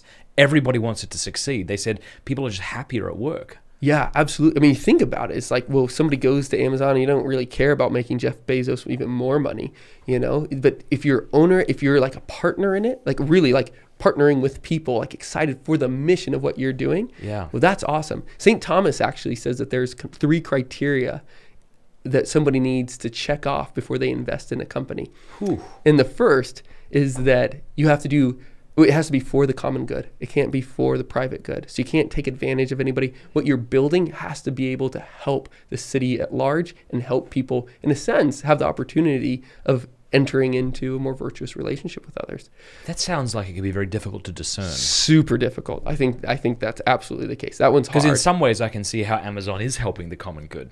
Really? Just in the sense that I could have a library that Thomas Aquinas would have envied within 3 days. But that's the private good. That's not the common good. It can't touch upon all people, right? So something that but it could help me then disseminate information. No question about it. And there's certain arguments there, but Amazon making sex scenes through Amazon Prime or whatever, or video, is like, well, that's definitely not going to qualify you. I see. Number of small businesses that they shut down, that's not going to help the common good. The number of, I think their lobbyists were all over DC this last year, ensuring that they were going to keep things locked down a little bit longer. Don't worry, we can provide everything to everybody.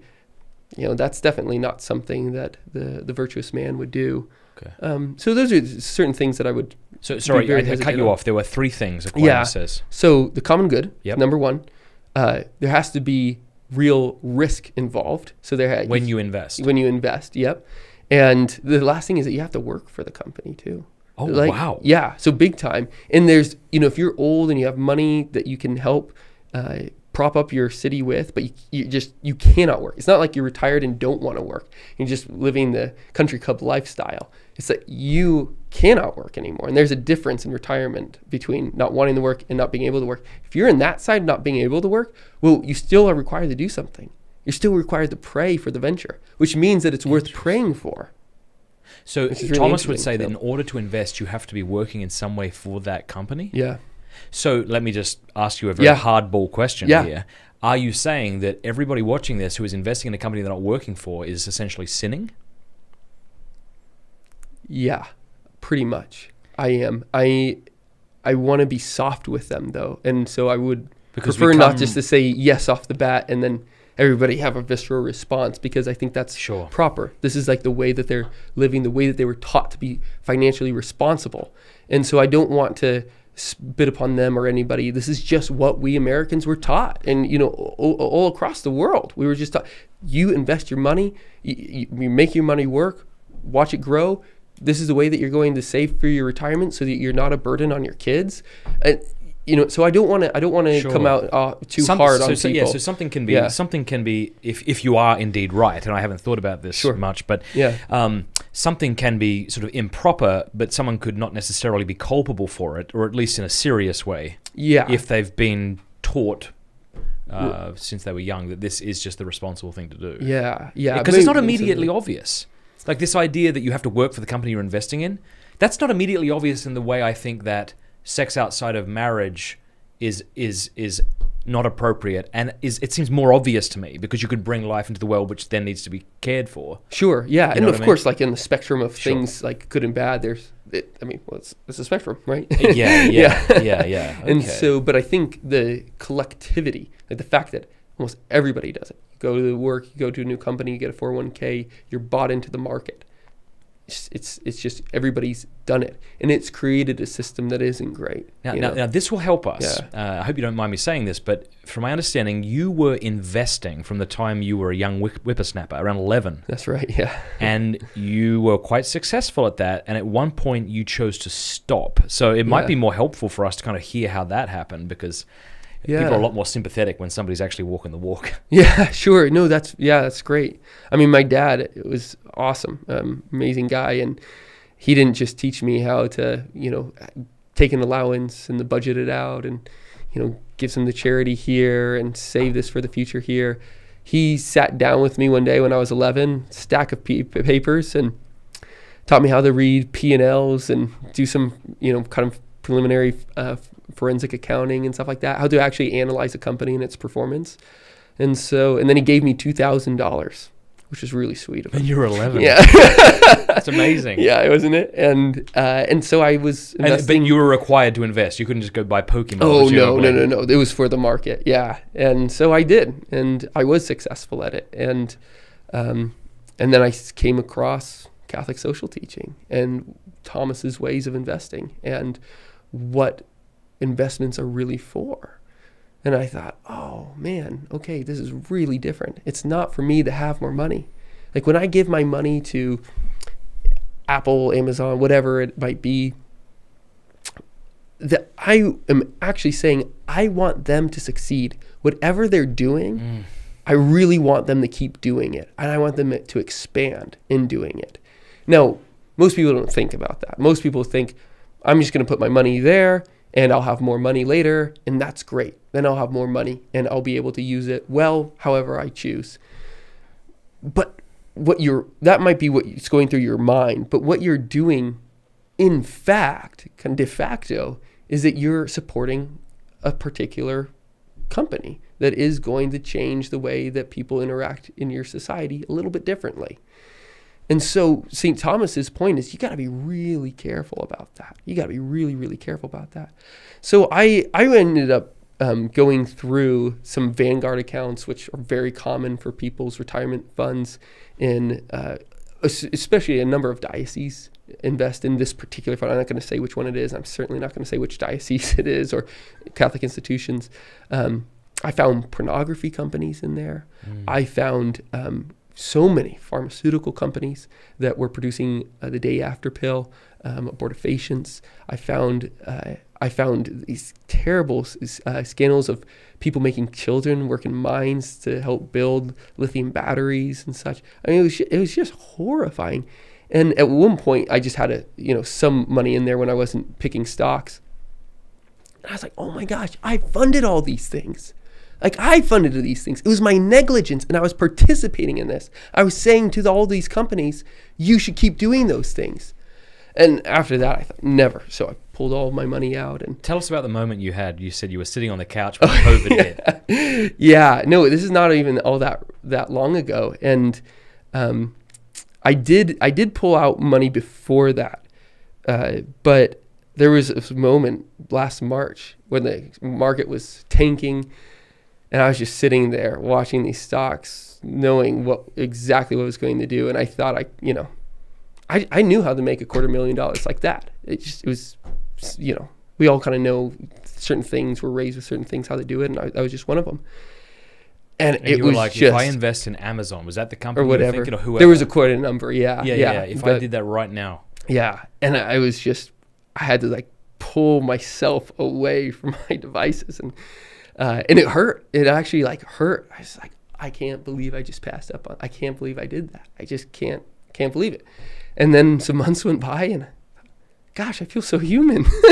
Wow. Just can't believe it. What a grace, and it really is a grace. And this is just Christ slowly reorientating me to Himself. And I think there's following Christ doesn't make you rich. He doesn't promise that. He promises a cross. But it's what is our great prophet? That's Him.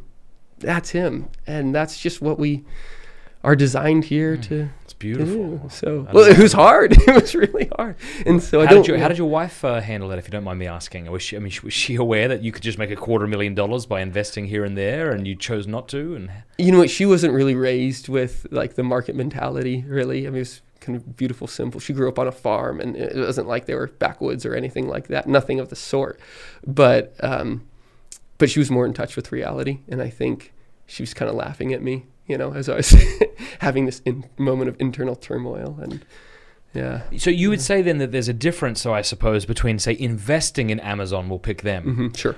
Or buying a product from Amazon. Now, you might think you shouldn't be buying products from Amazon, and we can get to that. Sure. But it seems to me that this is a different kind of thing. I agree. Okay, now why is it different? So within investment, you're saying, I endorse what you're doing as a company. I want you to keep doing it totally. As you are expanding and what you have set out in your quarterly statements, looking ahead, that you want those things to be done in society. If you're going on Amazon and saying, I want a new book, you're just saying, I want a new book. You're communicating something differently. Mm-hmm. So, no, I do think that is a real difference. That being said... Remote and proximate, would you use that kind of language? Yeah, I think, you're definitely involved in helping the company continue on its path in one case. And you are, in a sense, indirectly... Other, but it's more remote. It is, yeah. What your real desire is not for the company to succeed, but to, procure that book. But you might say, but they still get money from that transaction. And I'd say, yeah. And I also reply, you should probably look for a different company. So obviously we've canceled our Amazon Prime account, and we are tell us why we should cancel our Amazon Prime accounts. Well, I do think that Amazon is creating a second government, as it were. As it is taking over the way that we are interacting with one another. That they are shutting down these small businesses that we are, I think, in a real sense, called to prop up, to ensure that productive property stays within the freedom of the family. I think that the Amazon is, in a sense, changing what we are desiring, that they are offering products to us, always putting something new in front of us, which is limiting the power, the effectiveness of our will. I think our ability to discern, to think well, and to choose. I think that there's clickbait, that is not good for one's soul. I think that what they're starting to create in the movies that they're making are not the things that Christ would say, let your eye be exposed to that. These are things that I think are dangerous. And then especially when they have, and this is more conspiracy theory thing, but take it and leave it. But when they have these $600 million deals with the CIA, which are just, public facts, it's just, I don't know what you're doing if you're spying on us. I don't care. But the fact that you are now intimately involved with the government contractually says that you must be participating in some regard in the governing of our society. And I didn't elect you. You came behind our backs in making that deal. And I think that's really what happens with anybody who has enough money to get the government's ear. So those are some of the quick reasons I can think without, having refreshed on these more recently. But, well, here's a question. Everybody who doesn't have YouTube Premium, I think it's called, I should know, has to watch an advert before they watch my show. Right. They get obviously the lion's share of the percentage of that. So by me being on this platform, I'm funding Google. Yeah. And Google is continuing to do what it does. Sure. Should I quit YouTube? Again, I would say this is one of those slow changes that we as Christendom need to make. So sorry. Is the answer, it could be a heroic thing, and maybe something you are even being called to do, but not necessary? I mean, that feels a bit wimpy to me now. It could be, and it might be wimpy, but this is the response that I would give, and I think it's right. I mean, correct me if you think it is too wimpy, but no, I don't want it to be. I don't want to have to crash my 126,000 YouTube account. Yeah. I just found out that our YouTube channel, Pints with Aquinas, is in the 0.0007% top of YouTube channels as far as subscribers. And that's awesome. Yeah, it's great. And because of that, we get emails weekly at this point from people who say they're converting. Yeah, that's just it's ridiculous. And I'm just like, what an honor and what a responsibility. Yeah. Yep. But then it's like, okay, but at what expense? And should people begin to lead the way? But then that just seems like such a poverty. Yeah. If we all just pulled out of the platform, the public square, basically. It's the place where we share the gospel. So let's consider that. I need to buy socks, for instance. I don't want my socks to come from the slave laborers in China for their sake, not because I don't want to support them, but for their sake, I would rather it be done locally. I can't find any other socks that are locally made or like the type athletic socks or whatever. Maybe our neighborhood should buy a local sock machine and we can make socks for the neighborhood. That'd be awesome. Andrew Jones wants to do that. I think we have a lot of children in this town. I think the homeschooling parents would love this idea. Wouldn't it be awesome? It would be great. Maybe that's the direction we should pull. But if it's the choice is like Amish wool socks that are $40 or, the ones down the street at Walmart when I can't afford the other ones, then, we're just stuck in a place where we're just going to have to go to Walmart for a little while. Getting off Amazon Prime was really easy. Like my life did not change when I quit Amazon Prime. So these are kind of like small things that we can start to do in tending the right direction. In your case, you're not investing in YouTube. You're not saying, or Google for that matter, and saying, I love what you're doing. Thanks for taking such good care of us in America. You are using their platform and in a real sense, subverting what they are doing elsewhere. That's why you should subscribe. Because when you subscribe to Pints with Aquinas, you are effectively forcing Google to alert you whenever we put out a new video, which amounts to Google helping evangelize. And hit the notification bell. I think that's it. And maybe one day we'll be able to make a transition elsewhere. Is that going to be in our lifetime? Maybe, maybe not. We're getting canceled left and right on these platforms. I may not have to worry too much about quitting. It may be done to me. Yeah, but I think that's probably the answer I give you is that this Christian revolution is going to be very determined and very slow. And while you're doing more good than ill on this platform, and obviously it's so much good, keep doing it, and I'll slap you if you stop. You know, Yeah, but thank you. But with some of these other things, like, well, yeah, we should probably figure out how to get a stock machine, and I mean, goodness me, we'll pay it off in this town, right? But it's, you know, we got some time before we have to make any more of those radical steps. Pulling away, we have been so interconnected in the market. I mean, it's so hard to pull out. I mean, try emptying your 401k. You know, it's going to be really, really difficult. Alex Wren, you know, our buddy, he just did that. Yeah, I mean, absolutely beautiful, you know, conversion on all of this.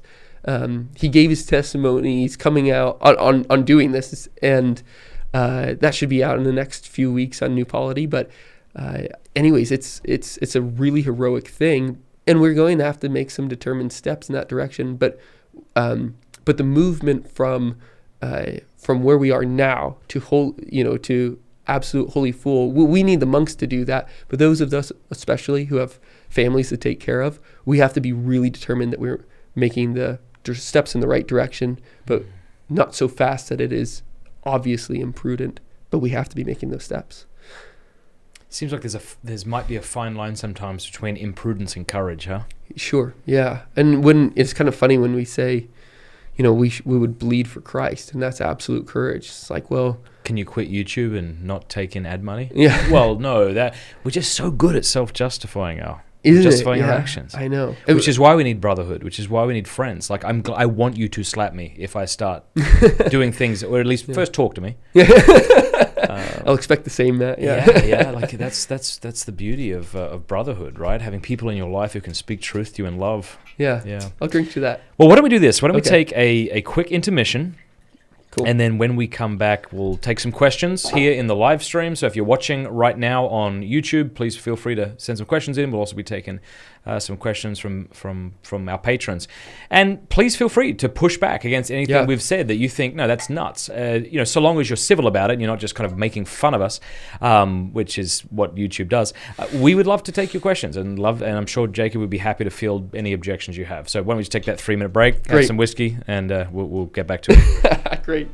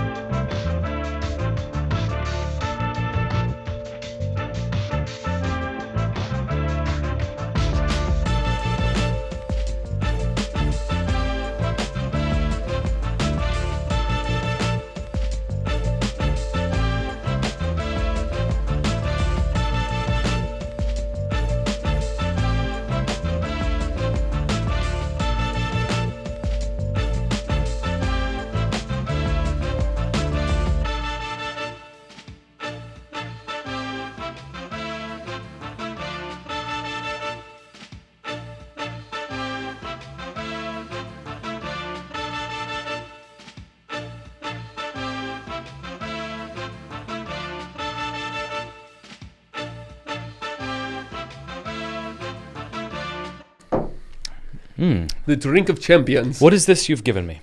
I've given you Jefferson bourbon. Okay. Yeah. It's great.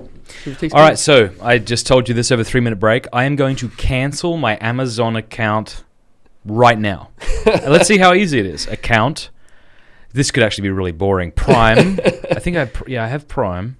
Okay, so I'm going to sign in. You can make this more interesting by talking while I do this. Yeah. What should I talk about? I'll talk about my godfather. I want to give him a shout out. Okay. He died recently in December, but his name was Walter Hooper, and he was kind of well known for being the secretary of C.S. Lewis. And he went over to Oxford to meet the great Don when he was 33 years old, I believe, and just really fell in love with him. I mean, he was a man that really awakened him. He wrote a letter to Lewis about 10 years earlier, thanking him for his work, and he gets this beautiful response back from Lewis, saying, I'm grateful if I've been the instrument of God's hand. In His hand, any instrument will do, otherwise none. But anyways, we'll continue this on. Okay, here we go. I think I found it here. End membership. By ending your membership, you will lose access to your Prime benefits. Boom. End membership. They'll probably ask you about 5 more times to end membership. Oh, and then it says, Matt, on average, you have saved $30 a month in shipping fees since this time. Yeah, I want to cancel. How do I cancel? Is it canceled? It's down at the bottom. Oh, here we go. It is. Yeah, good for them. Makes sense. Cancel my benefits. That's what I have to do. I hate babies. I've got to click that. Oh my goodness! And now here he goes, Matt. Yeah, you can switch to annual payments. Continue to cancel. Yeah. You did this already, right, Matt? We're sorry to see you go. Cool. Bye. That's cool. All right. You did it. I did it. Thanks, Congratulations. man. I appreciate that. Now, this is a great story. So start again. Your godfather knew C.S. Lewis. Yep. He went over there. So they had a correspondence for about 10 years. And Walter wrote to him saying something of the sort of, I felt like Jack and Polly from, what's Mark Twain's? Not Huckleberry Finn, but the other one. Tom Sawyer. I felt like Tom and Polly. There we go. Yeah. Sorry about that. And deep in the cave and without hope. And then I found your Book of Miracles, and that was the light for me at the way out of the cave.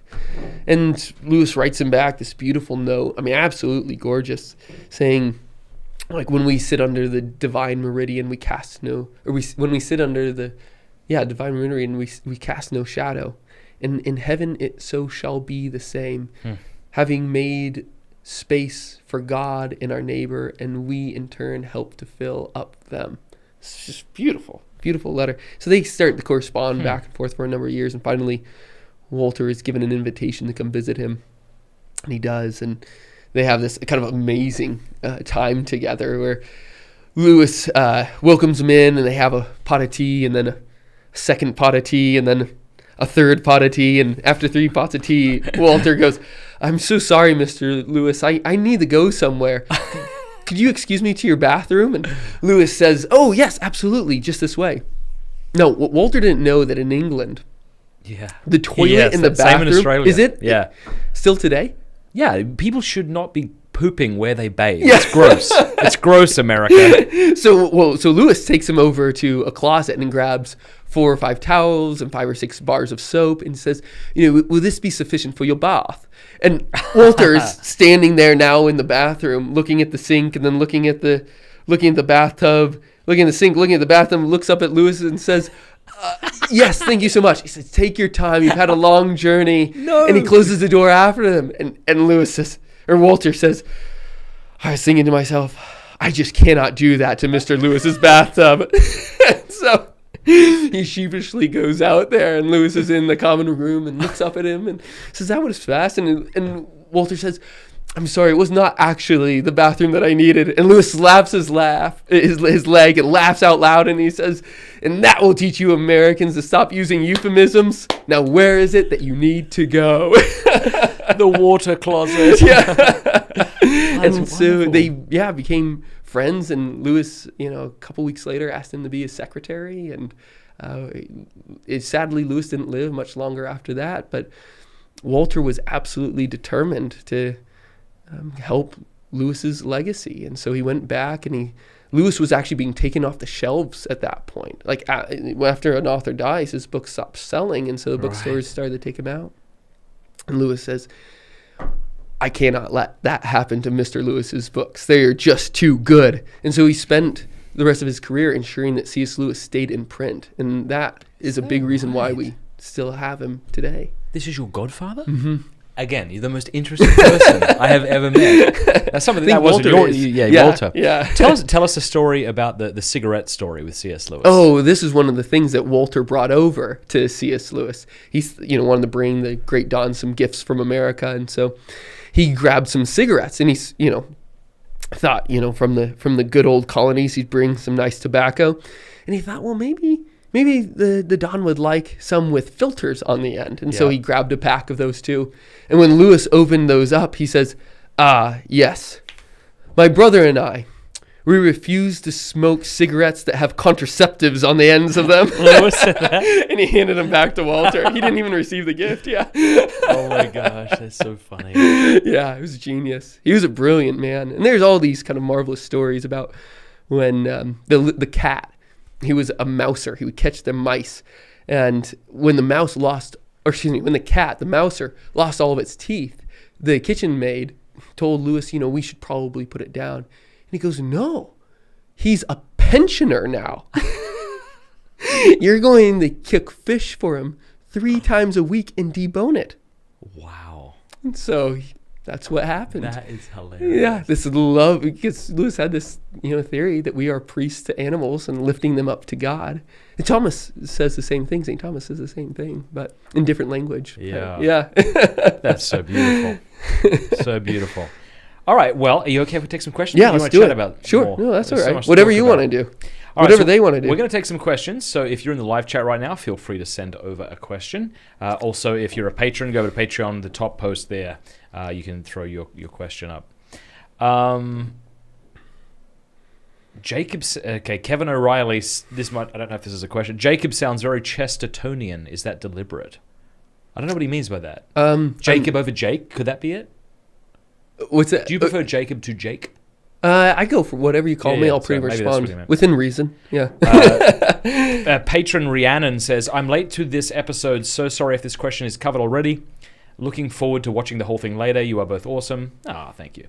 What are your top 3 suggestions for Christians to think about when it comes to faith and money, spending, saving, giving? Now, we already have spoken about this somewhat, but it might be good just to kind of... Yeah. I'll give a shameless plug. Mark Barnes and I have a podcast within New Polity called Good Money. And this is really the topic, is how do we use our money so as to become saints? Some practical things, some theoretical things. We try and usually weave those together into single episodes. But I think the first rules for money, the first one has to be that money is a placeholder. So always know what it's holding a place for. Never save $1 that you don't know where you're going to spend it. And so that's a tough one, and I haven't completely figured out all of that yet, but I'm doing a pretty good job about it, like trying to convert and isn't there something to be said of saving money for a rainy day, or no? Sure. No, but then you're saving it for a rainy day. Okay. So this is a really interesting one because we can't have a general savings account, which a lot of people tend to do in this country because we don't know what it's for. But having an emergency fund is a different thing. Granted that we understand that we live in a world that has catastrophe within it. What good would money have done Job? That's a real thing that we have to sit with. Now, there's other things like, okay, somebody crashed into my car and didn't have insurance, or there was a... Turn that off. Oh, yes. We're not smoking anymore. Yeah, I think it's the bottom one, the very bottom one. And money's just really not going to be the security that God is. And when we try and have a replacement for God, who is infinite, we're going to try and save, ad infinitum, as it were. And so there needs to be some care of just saying, what seems generally reasonable for our family, and trying to meet that number. So I'll just say, we have $20,000 for our rainy day fund that we saved up for our family. Am I going to take that out when the brakes fail on my car? Well, if it was absolutely sudden, maybe. But I should know that when my car brakes are reaching 50,000 miles and need to be replaced, that rainy day fund really needs to be saved for an unexpectedly rainy day. And we can't make excuses out of that. So I would say something like that. That's good. So you asked for 3. So that was the first one. Oh, man. To assign your money. Yep. I think there's another thing is that money, whether you like it or not, it makes you look like you're a god. You're able to do things with it that people aren't able to do if they didn't have it. Yeah. A man who's sweating on a hill to build his house is clearly a man, but he who writes a check and hands it over to a contractor and does not sweat, does not have the curse of after the fall. Whew. At that point, he starts to look like a god. And isn't that the case with Gates and Bezos and all these guys who seem to be doing multiple things at once? It's not really them doing everything, though they even appear to be in multiple places at once. Wait, he was in just Costa Rica, and then he was in Seattle, and then, they have this godlike ability or look as if they do. But that's exactly why God also gave us the virtue of beneficence. This is the gift of, or the virtue of giving good gifts, giving well. And whether we like it or not, we're going to look like a god. So you have to look more like an icon of the one true God than an idol as a false god. So I would say that's a second thing. And there's some really practical ways of giving well in your local community to your friends, even if you don't have that much money. There's only one virtue, St. Thomas says, that really demands an enormous amount of money, and that's magnificence. But liberality, generosity, almsgiving, they don't require a lot of money. So there's different ways that we can start to look, godlike, as a proper icon of our Creator. And then, I mean, maybe a third rule of thumb is invest so as to bring about the kingdom of God. I think that's a really important one. If you're investing in the market right now, consider what you really want to be building, because this is your money, like a gift that you've earned to build with. Build something great with it. Mm-hmm. I'd say that. That's great. Thank you. Kevin O'Reilly clarified here. He says, I meant your thought, the thought of like distributism and the sorts of things you're saying. He's saying it sounds very Chestertonian. Great. Kevin, thanks for saying that I don't look very Chestertonian. I appreciate that. Have you been inspired by Chesterton in this regard? You know what? It's funny that you say that. I really haven't all that much, but I know he's a great distributist and has written a good bit about it, and I've read quite a number of his essays, but he has not been the main inspiration for this for me. Yeah. Okay. Yeah. All right, we got some questions here on YouTube, and again, feel free if you have objections to throw them up as well. Mm-hmm. Thomas von Aquin, cool, says, I need my glasses, is some teaming up with the followers of Islam reasonable considering quite similar morals in difference to liberals? Yeah, I understand that question. So maybe reiterate it for those who missed it. So what we might see within the modern liberals, and by that, I don't know whether he means kind of the left-wing folks or whether he means liberal in the kind of political theology sense, political philosophy sense, that we are individuals who are operating in order to maximize our individual good within the state apparatus.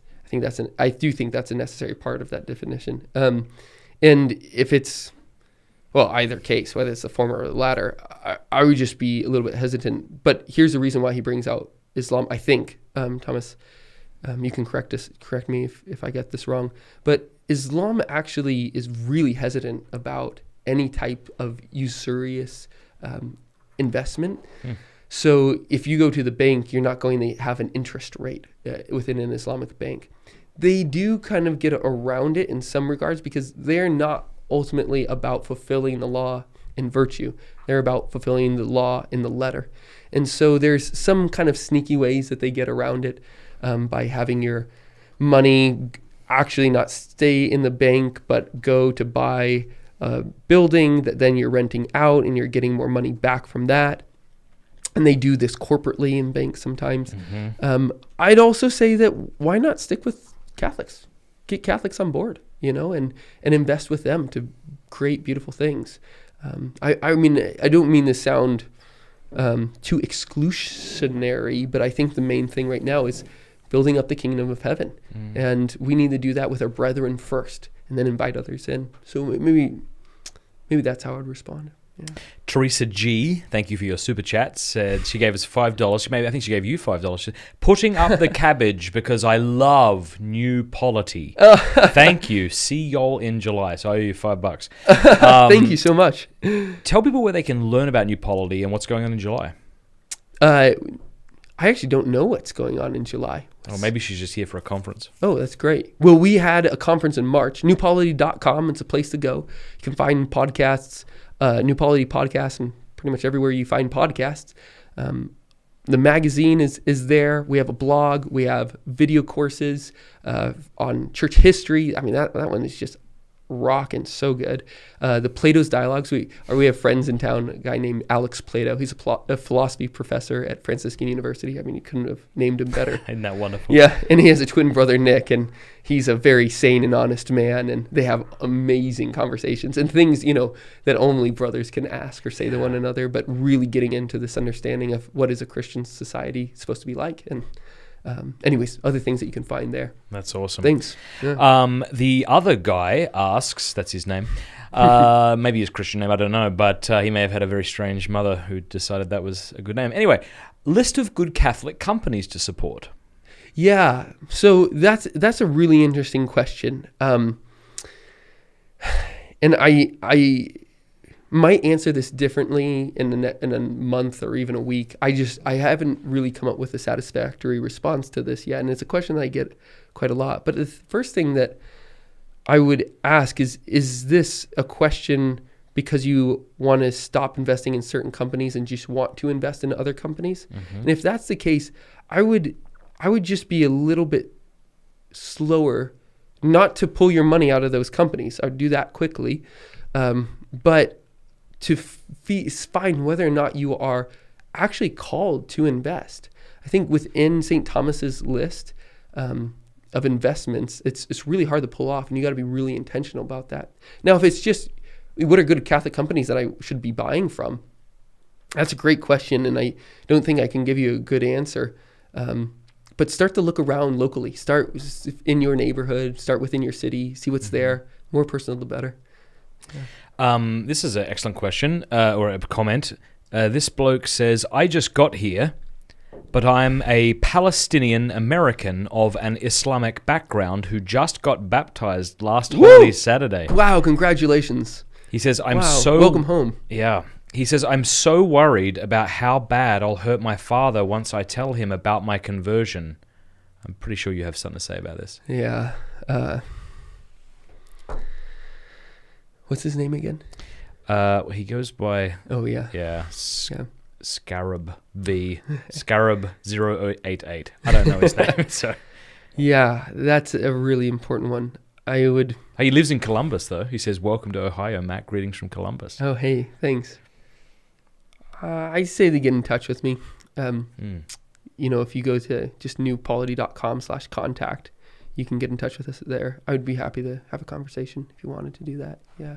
Okay. Yeah. Lucas says, wife and I are moving to Denver from Chile soon. We're anxious about making friends, don't know anyone. Recommendations to meet vibrant young Catholics? Move to Steubenville? Smiley face. Great. That's wonderful. I don't know Denver all that well, but I think a great way to get started is to ask the priest there if you can start to plant flowers in the front garden. Just kind of jump right in. You'll get people be like, hey, who planted those? And then when they say those guys over there, the new ones from Chile, they will hopefully also follow it up with saying, and they're actually throwing a feast for St. Margaret next week, which is another thing that you could do. I think that just plugging into the parish and getting to know the life there really, really quickly is a great thing to do. But also do something kind of strange and just obviously marvelous for the parish as well. I like that. As somebody who's moved quite a bit, I think the thing we're so happy about is that we live close to our parish and we live walking distance to friends. Yeah.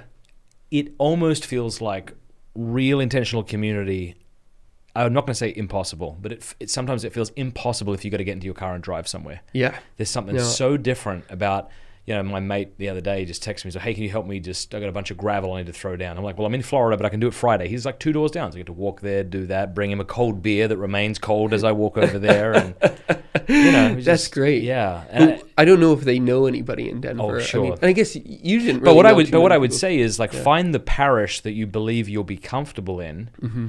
And maybe if you are able to purchase a house right by that church, because you'll likely then meet your friend group in that parish, who then you can invite over every Sunday. That's a great idea. I love it. Owen Munsill says, what are Jacob's thoughts on the American Solidarity Party? Yeah, tough. So I don't know what they do other than run for president every year, every 4 years. And that might just be ignorance on my part, and you can correct me on that and let me know. But I think when that's like the first time that most people hear about them, it's not a good sign, and it's not even like real solidarity. Solidarity is taking care of things at the lowest common level, not in a libertarian way, but really in a real, virtuous, interpersonal way. And when you're starting off right at the top, well, isn't that kind of self-contradictory in a certain regard? And they might be doing so much that I just don't know, and you'll have to forgive me for that. But I think when most of us hear it, that's the time when they get their gears up and running. And I also don't think that you're ever going to be able to win a presidential election if you haven't started small and worked your way up. Even Kanye couldn't. Yeah. So what chance? Let me ask you this, because you mentioned libertarianism. What's right and wrong with it? I do think that the libertarian notion of being free is great. I like that. Obviously, the kind of classic libertarian notion of you do you is a perverted worldview. Like, ultimately, we're not going to find our happiness outside of Christ. And that is not an undirected path. Yeah. But I think there's also a kind of an interesting thing with libertarians. They ultimately want all of their business transactions to be worked through the state. So if you have a contract with somebody saying, like, and there's no goodwill between us or friendship, or and it's saying, you're going to bring me 1 ton of gravel, and I will pay you X amount of dollars for that 1 ton of gravel. If you break the contract, well, what do I say? Like, oh, no, you promised. I'm not going to do it. You promised. You have to have a third that says, no, you make good on what you promised. And for the libertarians, that's the state. And so ultimately they are statists, to kind of go back to an earlier conversation. Isn't that interesting? It is. It's kind of a grand paradox in a sense, where they want the state to be outside of everything, except for the fact of when two are in a contract. So in other words, they want all relationships to be understood in some way that the state can understand, even to the point of a husband and a wife in the case of divorce. So I think what's right about them, they have a tendency towards freedom that's great. What's wrong about them, they don't go far enough in it. And that true third has to be God. Has to be your bishop. All of a sudden, I'm beginning to understand why some Catholics have said they're anarchists. So what's wrong with being an anarchist? What's right with it? Well, the problem with being an anarchist is that we haven't quite made it to heaven yet. We're still going to need a government, but I think that government is going to look something that very unlike our modern state. I think that a true governing system that's just is not going to be trigger happy when it comes to creating new legislation, which in a real sense defines the way in which we can live. It's going to be operating more in terms of custom. And this is something that Thomas also brings out, where the law is something to be fulfilled, and that when a certain law is applied, it must be in consideration to who that person is, their state, their motivations. It can't just be blindly applied, because people are persons. They're actually have a will, and you have to get to know them and why did they do whatever they did.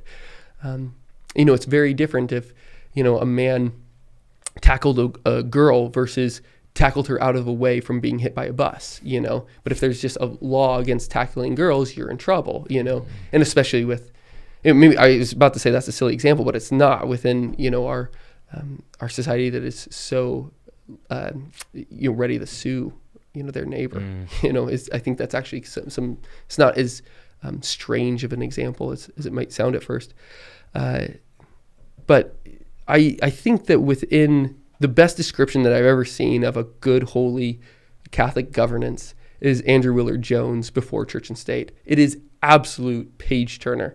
Beautifully laid out too, I gotta say. It's like just a perfect number of words. The lines are perfectly spaced across. So it's like a beautiful book in itself. But what he conveys there is something just magical. And I would suggest that if you have further questions on that, to watch your interview with Scott Hahn, because Scott is a huge fan of Before Church and State, Andrew's book. And that was in the It Is Right and Just conversation that you had, where he describes what a government should be, where it is a sacramental organism, and the description of Louis IX, the only French monarch to ever be canonized, where he was, yes, he was a king, but he was first and foremost a citizen of heaven, having been baptized. So not only naturalized, but supernaturalized.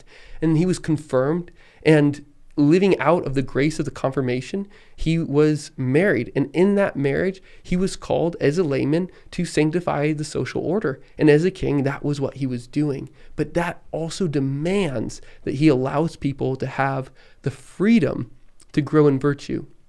People are just afraid of the state, who has a monopoly on violence. Then they're not going to be following the laws for the sake of the good of another. They're going to be following that law out of fear. So it's actually egocentric in a profound way. And that's not a model by which to build virtue. So that's part of the reason why I'm against the state. Thank you. You okay? Yep. All right. Sorry, I think you had a question there, Joe. Tony Rocha. Well, I think we've covered this. What investments do you suggest us as Catholics should invest in? We answered that. Yeah, I think so. Ben and Autumn, thanks for being a patron, says, thank you, Matt and Jacob. As a financial planner, I've been praying about what authentically Catholic financial behavior would look like. This is golden. God bless you both. Oh, great. Beautiful. Hey, feel free to get in touch. Again, that newpolity.com/contact is a way to do so. But I'm trying to get in touch with more financial planners to get their take on how they see Catholics as a whole could be moving this direction, and what might be a palatable way of tending in that direction. So anyways, if you're interested in getting in touch, I'd be interested in getting in touch with you. Good on you. Jessica Dwyer, thanks for being a patron, says, Australia seems about 5 years behind the US in terms of the political division and the movement that seems to be arising. What do you think we can do now to prevent such aggressive conflict from arising? 20 seconds. So yeah. I want to hear your answer to that first. I have no idea. It might just be because I'm not intelligent enough that pessimism seems easier. Yeah. But I'm just like, it's just going to not work. It's going to burn down. Yeah. Terrible. Surely I don't mean that, but I think I do. Well, I think that the mechanisms of the way that the state is constructed leads to a real strong dichotomy, especially in countries that actually had an original kind of common sense, a kind of a BS meter. I think that was one of the strengths of America. I think that's probably one of the strengths of Australia, maybe. They were shipped off. I mean, there wasn't the same, or down with you, King George mentality in Australia, but there was still, we're away from them and the divine right of kings whole shenanigans. We're living ourselves, we're kind of creating our own customs. Was there kind of a BS meter in Australia at all? I don't know much about the history of the separation between, what happened in that separation. Yeah, but currently in culture. Certainly there was, there's certainly people in Australia kind of look down their nose a little bit at the English. Maybe because it's the tall poppy syndrome or something, but... yeah, but not their local government. I think that the... Oh, sorry, go ahead. No. Yeah, here's something I'd love your answer on. I mean, Australia is obviously a very different country to America in many different respects. Geographically, Australia is around the same size as continental US. Yeah. Slightly smaller for sure, but, bigger than a lot of Americans assume. But we only have about 40 million people there. Yeah, wow. The center is essentially uninhabitable, so everyone lives around the coast. So that's one big difference. The other difference is we're not connected to another country. Yeah. All right. But so it's maybe comparing apples to oranges, but one thing you don't see in Australia that you do see in America, and I wonder why this is you don't have severely run-down parts of major cities. Now, surely there are parts that are sketchy, whatever. It just doesn't seem like nearly to the extent. Like here, it feels like there's a pocket in every city that looks like a developing country. Like it's just terrible. Yeah. You don't seem to have that. Now that might have nothing to do with the virtues of Australian government. That might have more to do with the fact that we have the less than LA county as far as population in a country the size of the continental US. But that might do. But it also might have to do with the state's influence in how it taxes people. Right. It is tending more in towards that. In Australia, if you have a baby, you get like $7,000. Should have had all your kids. We should have had all of our children there, but that doesn't seem right to me. Yeah, no, sure, at all. I agree. The state becomes the daddy. Yep, exactly. And if you're so overpowering as a state, you kind of get everybody on the same team.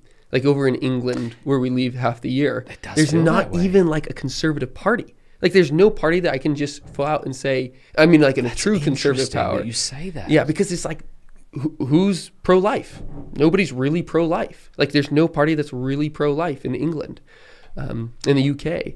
And so I think that there is a greater conformity. There really is in Australia. Yeah. That's exactly right. There does seem like this conformity that everyone just kind of goes along. Yeah. And some of the COVID restrictions I thought were nuts. Even a couple of months ago, it was like a 2-week period where you couldn't leave your house. Maybe I've got that wrong, but it wasn't too far off. Yep.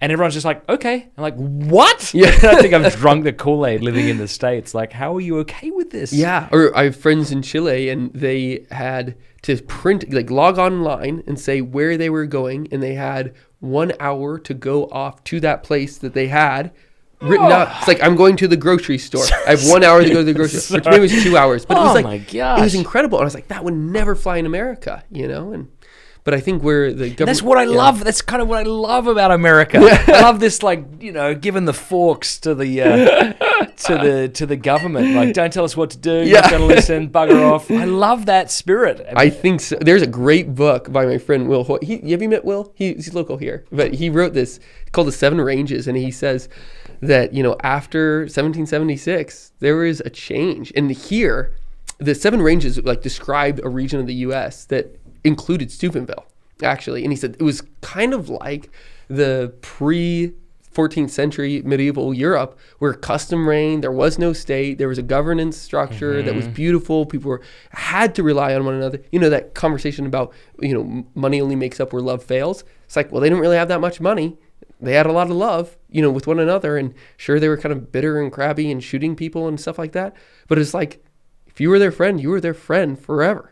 And so there's wins and losses on these things, but huge ones. But gosh, that was really a place of freedom that we had, and we've slowly been losing in America. And, I like what you said earlier about this idea that the state has a monopoly on violence, and this is a bad thing. Yeah, because if somebody seriously hurt my child or my wife, I would love to go to your house and you and me go and beat the living shit out of him. Right. I would love to do that. Okay, have you found this letter by St. Augustine? Oh, greatest letter of all time. Letter 9 asterisk, because it was found later. And he was asked, so what happened? There was a rich guy who beat up and raped a nun. And the rich guy then writes to the Pope and says, hey, I'm an aristocrat. He had I'm mixed up apart. Beat up a nun. Yep. Then clergymen came over and beat the rich guy up. Yeah. Just came over and smacked him around. Yeah. Didn't kill him though. The rich guy writes to the Pope. He says, hey, I'm an aristocrat. They don't have a right to touch me. I'm a powerful man. And the Pope writes to St. Augustine saying, gosh, it seems like he has a point. Well, St. Augustine writes back in letter 9 asterisk and says, my only problem with this whole situation is that the clergyman did not beat him up fast enough. And that's the type of thing. It's like if you have to go through a whole bureaucratic system. That's right. That's what I'm saying. Yeah. Obviously, I guess one of the reasons we've established, the state with a monopoly of power is that people abuse that and can be unjust in how they punish others. Do you really think that's why? Well, it might not be why it arose, but it's why I'm glad it exists. You know? Oh, sure. I see that as a point, yeah. I think it's mainly through, like, convincing people. Like, I just don't think that power structures work without some level of trust. Mm-hmm. And often that could come about through fear. But at the very beginning, it's like, hey, you and me, we have to go beat up that guy. I love it. But it's based upon some sort of friendship. And I hate the idea that I got to do that and then I got to get in trouble with this frigging government. Right. That has no idea what's going on. Right. But if we were to build our own government, it has to start with a level of trust and then go from there. Yeah. And anyways, it gets perverted. What does Lucas says? I bet we could get away with it in Steubenville, by the way. I bet we could get away with that in Steubenville. We could get away with it. What does Jacob think about taxing the rich to redistribute, the whole Robin Hood approach? Yeah, I don't think that the state is a solution. I really profoundly believe that. I think that the state is the greatest analogy for the state is the ring of power. And Tolkien's The Lord of the Rings. It's like, do you want to make sure that the enemy doesn't have it? Yep. Do you want to use it? Absolutely not. Should you destroy it? Yeah, that's what you should do. And this is really interesting history, 18th century France. That's what the Pope actually called the priests to do. If you sign on board with the state, you have left the church. You're excommunicated. Your faculties are pulled. You can't work within this system to reform society. And I think that's what that policy suggests to do. Let's use the power of the state to be able to reform the society for good. I just don't think that's possible. Basil, thank you for being a patron. That's very kind of not a patron, a super chatter. Thank you. He says, there's a lot to digest here. I'm curious, are we straddling the line of scrupulosity when we attempt to incorporate much of what we've heard tonight? I mean, what do we mean by scrupulosity? I think we mean like an inordinate fear of our own actions, thinking that they're sins when they're not, or something like that. Okay, thanks for that definition. That's helpful, because then I can clearly say no. I think I also think it's a good distinction to make that one can be scrupulous. We shouldn't be scrupulous, but one should have a sensitive conscience. Yeah, but I like the word that you use, fear. If this is driven by fear, then absolutely this should not happen. Like if you are afraid of investing in the wrong company, no. It all must begin with one's relentless desire to see Christ's face more clearly. If that's not your motivation, don't do anything, really. Actually, yeah, it should be love that drives us, not fear. If you're still operating in the place of fear, then you're still operating in the place of liberals. You're still operating as Thomas Hobbes would have us, in the same way that Sigmund Freud would have us operate, in the same way that Ludwig von Mises would have us operate. I mean, those are not models of sainthood. If we want to be saints, we operate out of love. So yeah, you got to be careful about these things. The church has thought about it very clearly for 2 millennia. This is something that if you asked St. Thomas, he'd say unambiguously, he'd push a set of things that we should be doing in society. He would just give it to us, absolutely. But he's thought through all of it really well. But one thing that he says, and this is so helpful, in his treatise on law, he says that we must give principles to our children so that they can freely will them. This is not just a to-do list. He says principles. Now, this might be a lot of information to digest, and if it is just do this, don't do this, that's not helpful. Take the principles at play and pray with them, embrace them, find Christ with them. That's how I'd respond. Yeah. Thank you. This bloke, Test Run, says, based talk, usury is the great sin of our age. Okay, what do we mean by usury? And in your estimation, hasn't the church changed its teaching on usury? Isn't this something we can now engage in? That's a full question?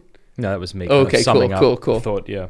Based talk? Is that like... Based? I think they're just... I don't know. I'm not cool enough. I don't know cool enough, yeah. But I think he means like, this is really good. This is good. Thanks, man. Usury. What is the traditional definition of usury? Usury is the taking of more money than you gave in a loan. Usury is taking more Is receiving more money back from the return than what you loaned out. Okay. Yeah, that's the traditional scholastic definition of usury. So that includes all interest. It excludes all interest. Or it includes all interest. Yeah. So right away, as someone who's not versed in these topics, I don't see what's wrong with that. And sure. Yeah. So and I imagine I'm not alone, and so you can help us understand. Yeah, absolutely. Can I just you come to me, and you say we're starting a pub, and we are $10,000 short, and by some miracle I find $10,000, and I give it to you, and you can't pay me back until next year. Right. Well, I could have used that $10,000 to do certain things that I'm now unable to do. I could have even invested it appropriately, but I'm unable to do that now because you had it. And so isn't it just that you should pay me extra in addition to what I've loaned you? Yeah, it's a great question. And I want to start with the conversation with the user. I think this is the question, and we'll come back to it, and I'm going to answer it directly. Yeah. But I want to start at the First Council of Nicaea. This is the first ecumenical council. This is the most important ecumenical council in a certain regard. It's where the Holy Trinity was defined, where Jesus Christ was declared to be consubstantial with the Father, God from God, light from light, very God from very God. And it was in this same ecumenical council that usury was condemned. Now that is kind of and the definition you just used is the definition they would have understood it. Yes, that's correct. That's correct.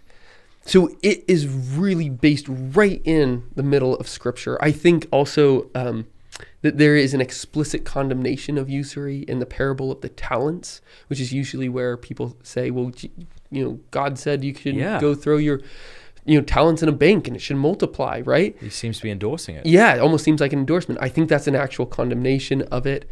We can talk about that if you want. I've argued that in an article I wrote for the 3rd edition of New Polity magazine. But really what I want to state is that there is this heightened sensitivity towards usury right from the get-go. And it's so important that they decided to name it and condemn it alongside declaring the triunity of God. And even when you find in the Middle Ages, all throughout the patristic era, it was condemned as a lack of charity. In the scholastic period, it was considered to be so egregious that if you were a usurer and only discovered to be one after your death, your bones were dug up and scattered away in the forests. I mean, it was absolutely disgusting. And so there was like this vitriolic, visceral reaction that people had against usurers. And I think that might just be a helpful thing to realize, is that there's probably something more here if we just can slowly get in a different paradigm. And that there might be wisdom of the past speaking. I know this is a long answer, but this is excellent. Take your time. Yeah, this is important, good. I think. I like that you're drawing it out and helping us understand it. Thanks. And really what it was is that the usurer was considered to be the one who took advantage of his neighbor when he was down. Who is it that needs to borrow money? It's the guy that doesn't have it. Who's the guy who can afford to lend money? It's the guy who has it. If the Christian story is true, then what we are supposed to be doing is engaging in this kind of kenosis that Jesus himself did, this self-emptying. He did not treat being equal with God something to be grasped at, but making himself in the form of a servant, emptied himself. That's the Christian life. Earlier we said it was becoming a martyr. It's martyring yourself. It's this self-emptying in God's gift of creation, this self-emptying of himself that's fulfilled in the incarnation, and then at the cross. That's the life that we're supposed to be engaging in for love of neighbor, in love of God. So that's really the starting base of why usury is wrong. And to get to your question or your scenario in particular, you have $10,000 that you could be investing well. Well, this is what the medievals did. It was genius. They said, if you have money that you want to use as capital to invest in another company, then you have to declare it as such. This is not money that I'm just going to go and use at the grocery store. This is not just money that I'm going to go and spend on a coffee. This is money that I'm going to use as capital to create something good for our society. You actually had to legally go and change that. Like say, this is not just a medium of exchange, but it's capital. And that's something that we've lost. In our modern economy, we have missed that distinction between capital and a medium of exchange in the two uses of money. Am I going to go to the store and buy groceries with this, or am I going to invest in the brewery? And I think that's a problem. And it's something that the first rule of money that we talked about earlier, always know that what your money is holding a place for, really helps you start to answer that. Is this money over here to start a business, or is it to help me to pay groceries? Well, let's do that then. Yeah. Okay, you want $10,000, but I was planning on investing it in this coffee shop that we're about to build. Great. So now what do? Am I to give you the $10,000? Are you to give me any money back in addition to that so I can invest? You can, yeah. It's real risk. Our brewery might not take off. I mean, you might say like, well, how important are the two ventures? Like there's a real weighing of the two. So are you saying because I want to invest it, I don't need to give it? Or are you saying I can give it and expect money in return for my giving it to you? Yeah, so you can. That's what Thomas says. You can ask for That's return. what St. Thomas says, and I think it's question 77 of the Secunda Secundae. So now, do I completely understand his answer there? To be honest, I really don't. I think that if you are truly in need and somebody else has expendable capital, and I'm not using that money as a productive loan, like I'm not going to go and build my brewery with it. If that was the case, then yeah, you could expect money back. Not necessarily, and we'd have to, and this is actually important, we'd have to come to an agreement on it where it was still a mutual gift on both parties' part, so that we were really entering into that type of relationship or tending towards that relationship that we'll be able to share and enjoy in the beatific vision. But if I am struggling, like my house got blown over by a tornado, and I really needed that, then I'm not really sure, even if you had the capital over. It sounds like I agree with you if we're talking about kind of interpersonal relationships, you're my friend, you want this. Yeah. It seems immoral for me to demand more money of you when you're the one who was desperate to begin with. Right, yeah. So is your issue really with banks? Because I don't see why a bank should have any sort of concern. Yeah, no, that's a great question. I think most banks would be condemned today. Like if we were actually following the church's teaching on it, I don't think banks really would exist. What about credit unions? That's a different question. And it was something. What's the difference? Well, credit unions are communal ways of holding your money, but they have a very low interest rate. Okay. So much so that they're nonprofits. I asked because my brother works at a credit union. Oh, great. Yeah. But I don't know if credit union just means bank now. I'm not sure. Well, it might have made that transition, but historically they're nonprofits. Like you're not making a profit if you have a bank, whereas, guy, CEO of Bank of America or Goldman Sachs or whatever is making bank. But if you are Lateran 5, and this is an important connection, Lateran 5 actually loosens the bonds on the usurer slightly. And they say it's okay to charge some sort of interest. I mean, this is the first place that you find a distinction between usury and interest. If at the end of the period when somebody has given the money back, there's no financial profit. That means not that you don't have a revenue. It's like that money is not coming back in, but that you don't have more money coming in than you had going out. You don't have a profit, one. And two, if the loan was given out of charity, then it's okay to receive some more money back. So it's like we have operating expenses to keep this afloat, but we want to be able to lend you money when you really need it. Not to go and buy a boat, not to go buy your third car, but because you really need the money. And the Pious Mountain is the example that they give in the Lateran 5, and that's a real example. I don't think most credit unions probably qualify as that, but again, we're talking, this is going back to refinding Christendom. This is hundreds of years in advance. Let's not go about shutting down all banks right now. Let's tend in that direction now. I like that, yeah. So because I can imagine maybe what the main response people give is, okay, but it's completely unrealistic to think that in today. And so your answer is maybe it is, but shouldn't we at least be tending in that direction? Exactly. Yeah. Yeah, okay. Let's see here. I don't know if you know the answer to this or if this makes sense. 42. That's such a funny book. Gen Z Philosophy says, thoughts on holy fire in the Holy Sepulchre in Jerusalem. I have zero thoughts. Do you have any? No, I'm sorry. Gen Z, I really am disappointing you. I apologize. Also, somebody's asking, are we going to be hearing more talk on Islam? I would point people, and thank you very much to Green Lake who commented.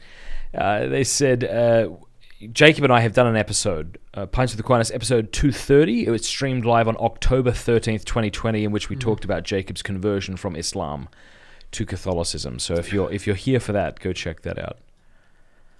Yeah. Oh, man.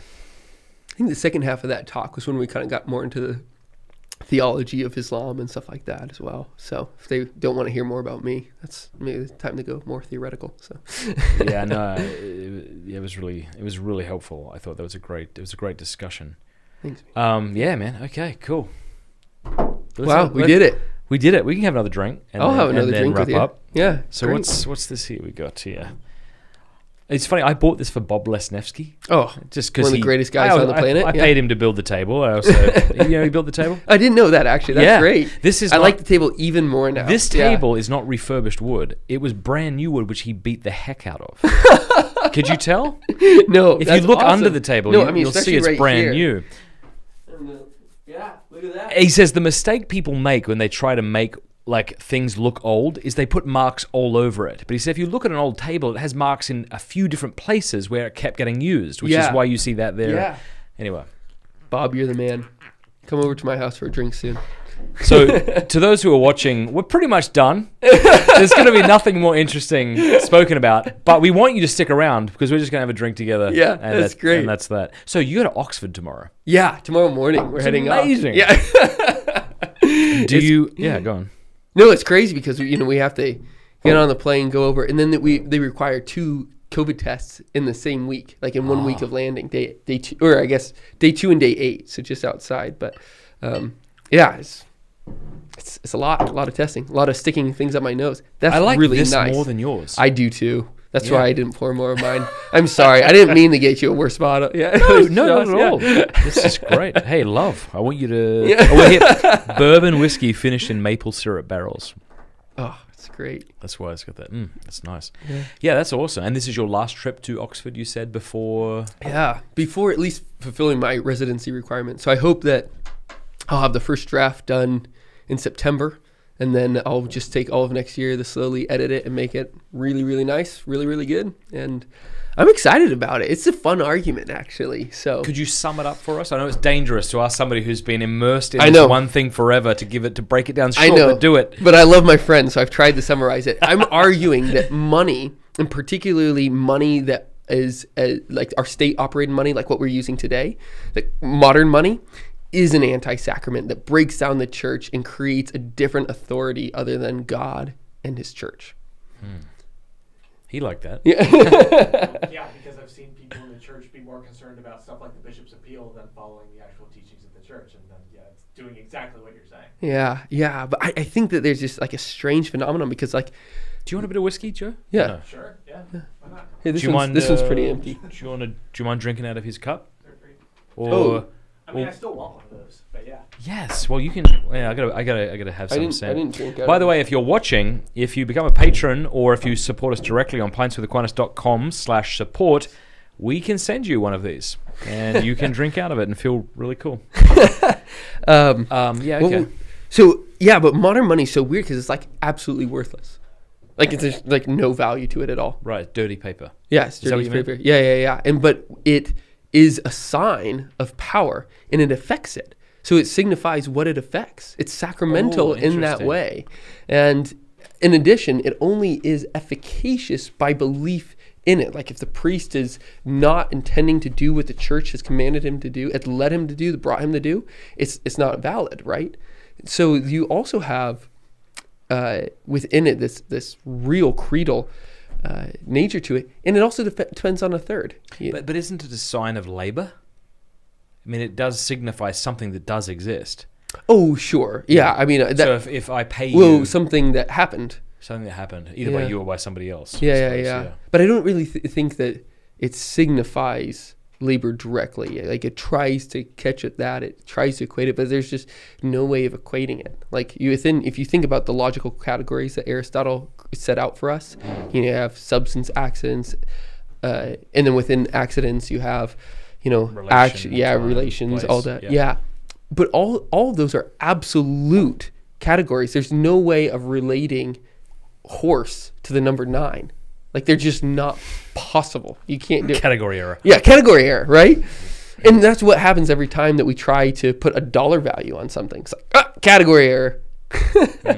And so while it might work sufficiently, that's what Aquinas says, what Aristotle says, it might work like practically speaking, like we just do it.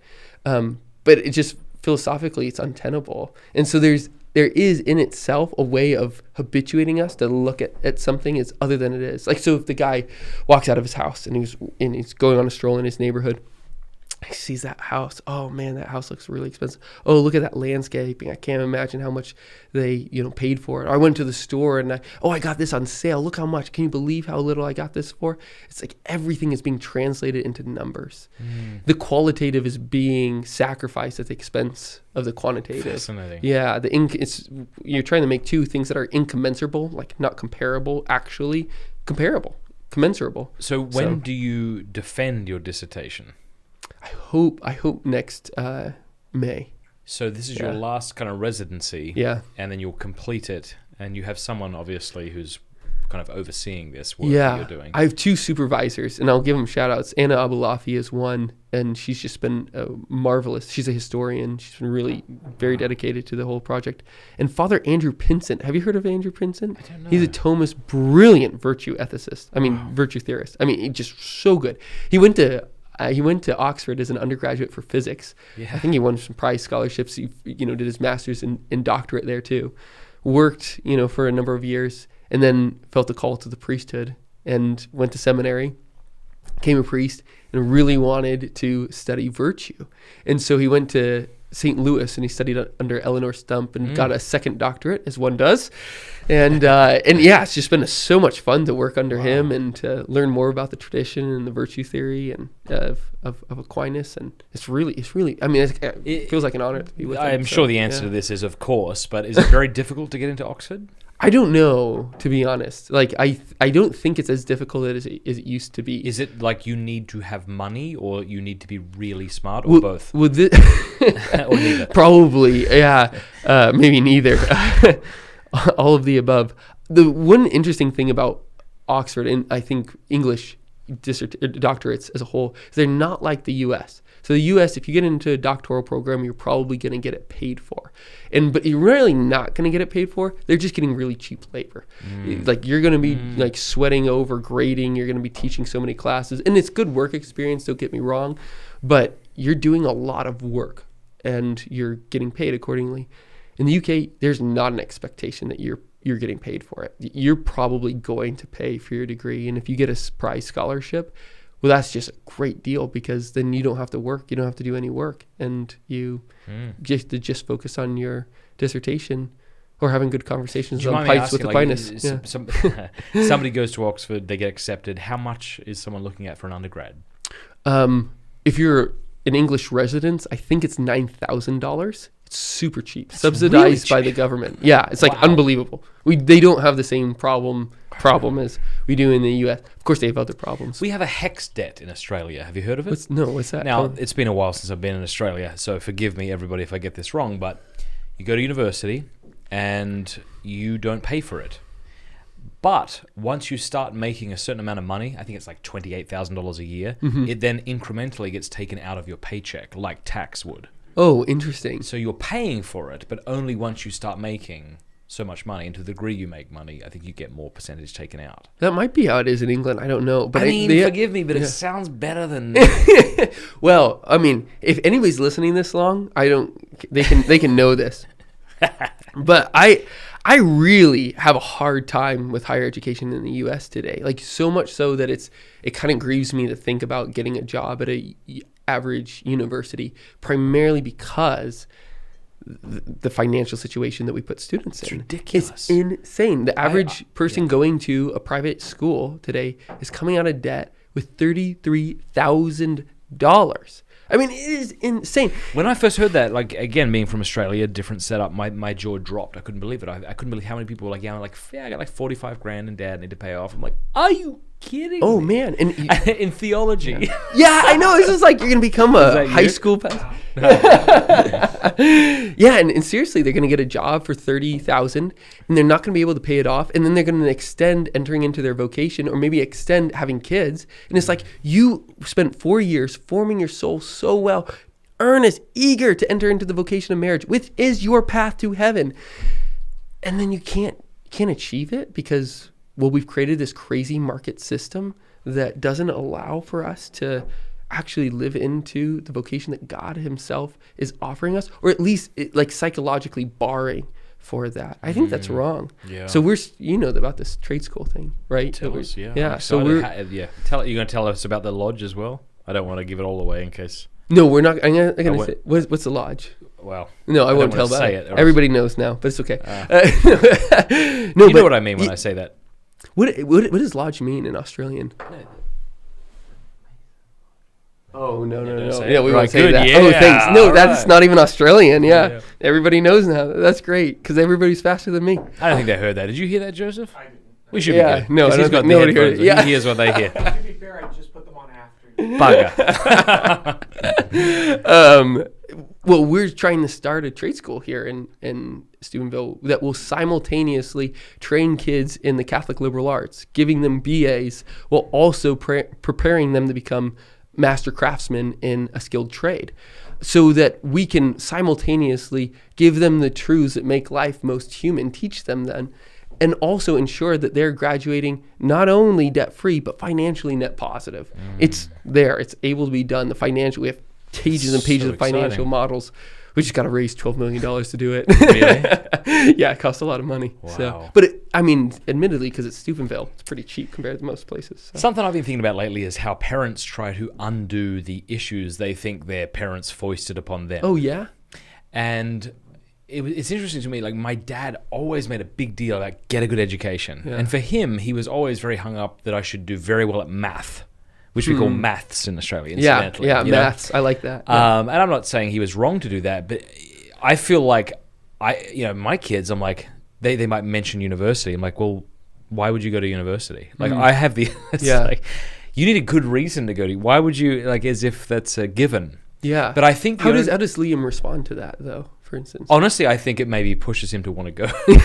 Well, he's probably like most people. He wants to do or he's more inclined to do what people around him are doing, who he respects and things like that, which is fine, and he can go, and that's great. Yep. Yeah. But it is interesting to me that I think if my dad perhaps placed no emphasis on education, maybe I'd be the opposite if it ended up negative for me. Because I look at my high school career and think, golly, if I did nothing for 12 years, if I didn't get sent to school, but my mum read me a book and I was told to read, I don't know if I'd be any worse off.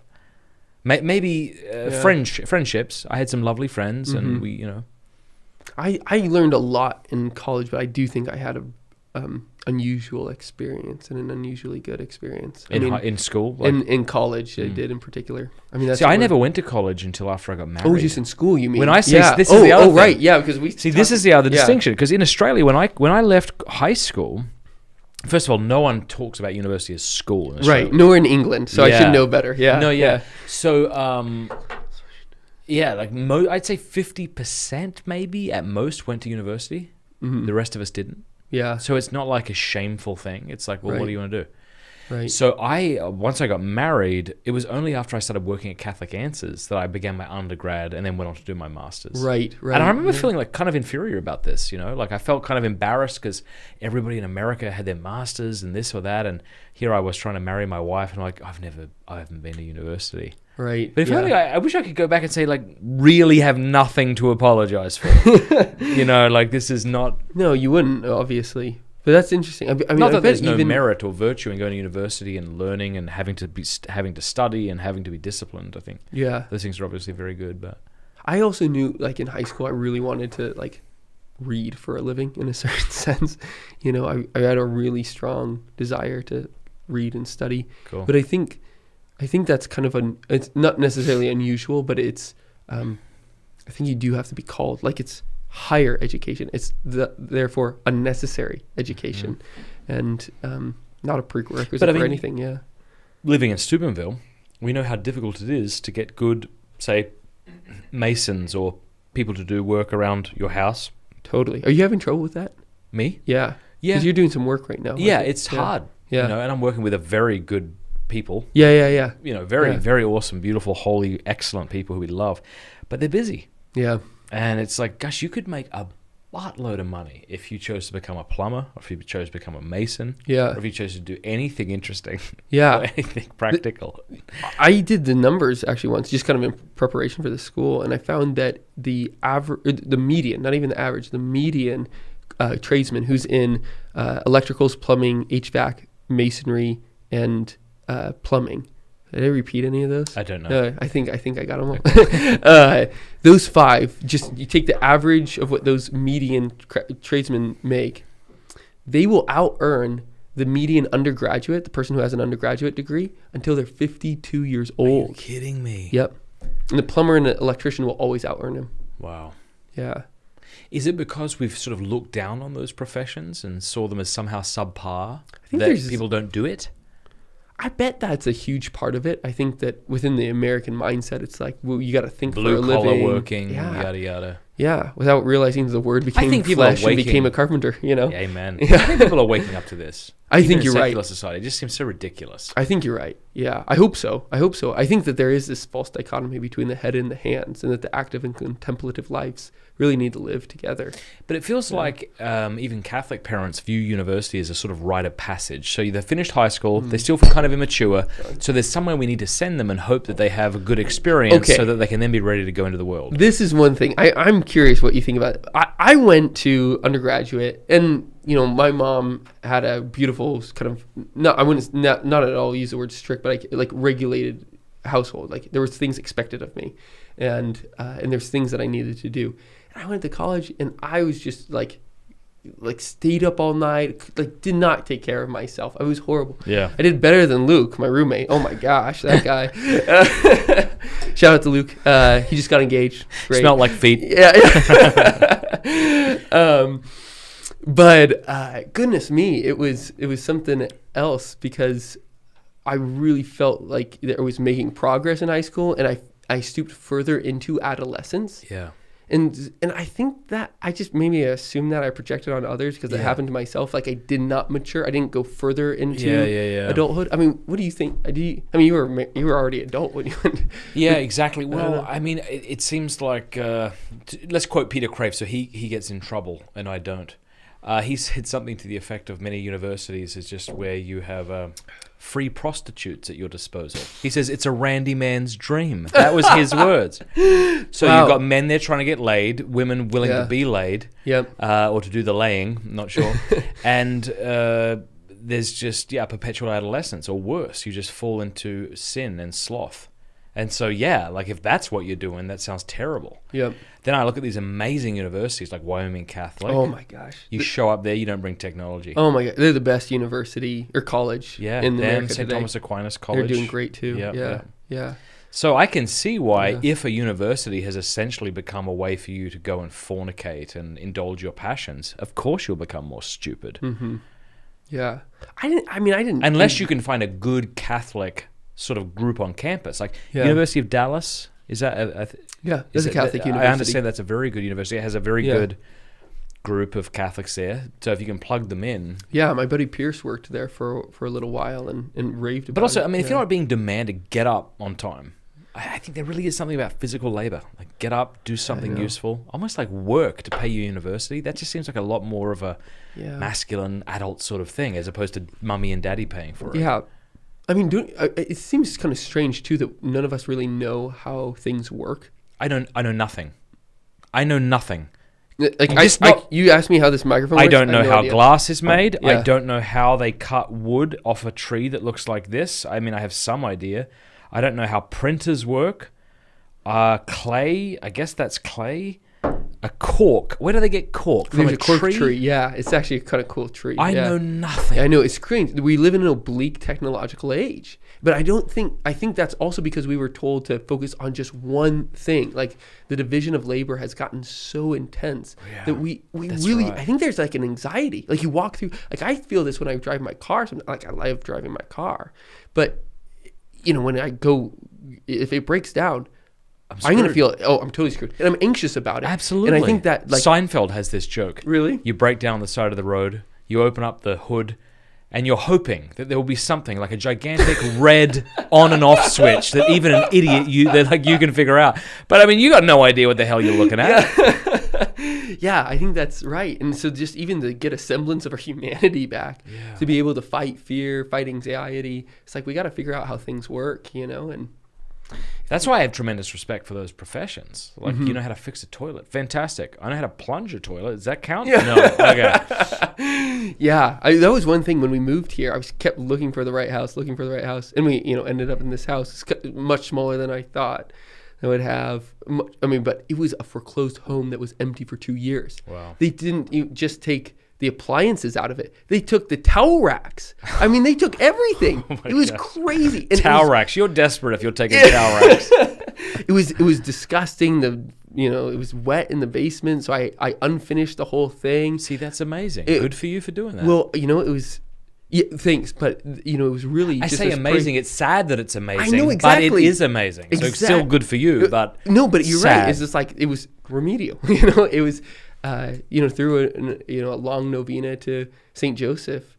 And I think he led us to this place so that we could slowly start to scrape away the layers of ignorance in a sense. And I got, oh my gosh, I don't even want to express how much more I got to go for. Like Alex Wren, he's like, he works for us in New Polity. He's just a magician. He's just so skilled. Is he? Yeah. Oh, he really knows what to do. If you don't find a guy working for you, convince Alex to come over and help you out. Andrew Jones, he was a carpenter before I think while he was in his master's program or right before it or something like that. I'm useless. Yeah. Oh, I am too. I pretty can much, play guitar kind of okay, like that's campfire guitarist. Oh, that's the most fun. And I can talk a little bit. Yeah. If you put me in front of a stadium of 10,000 teenagers, I will crush a talk on pornography. Yeah.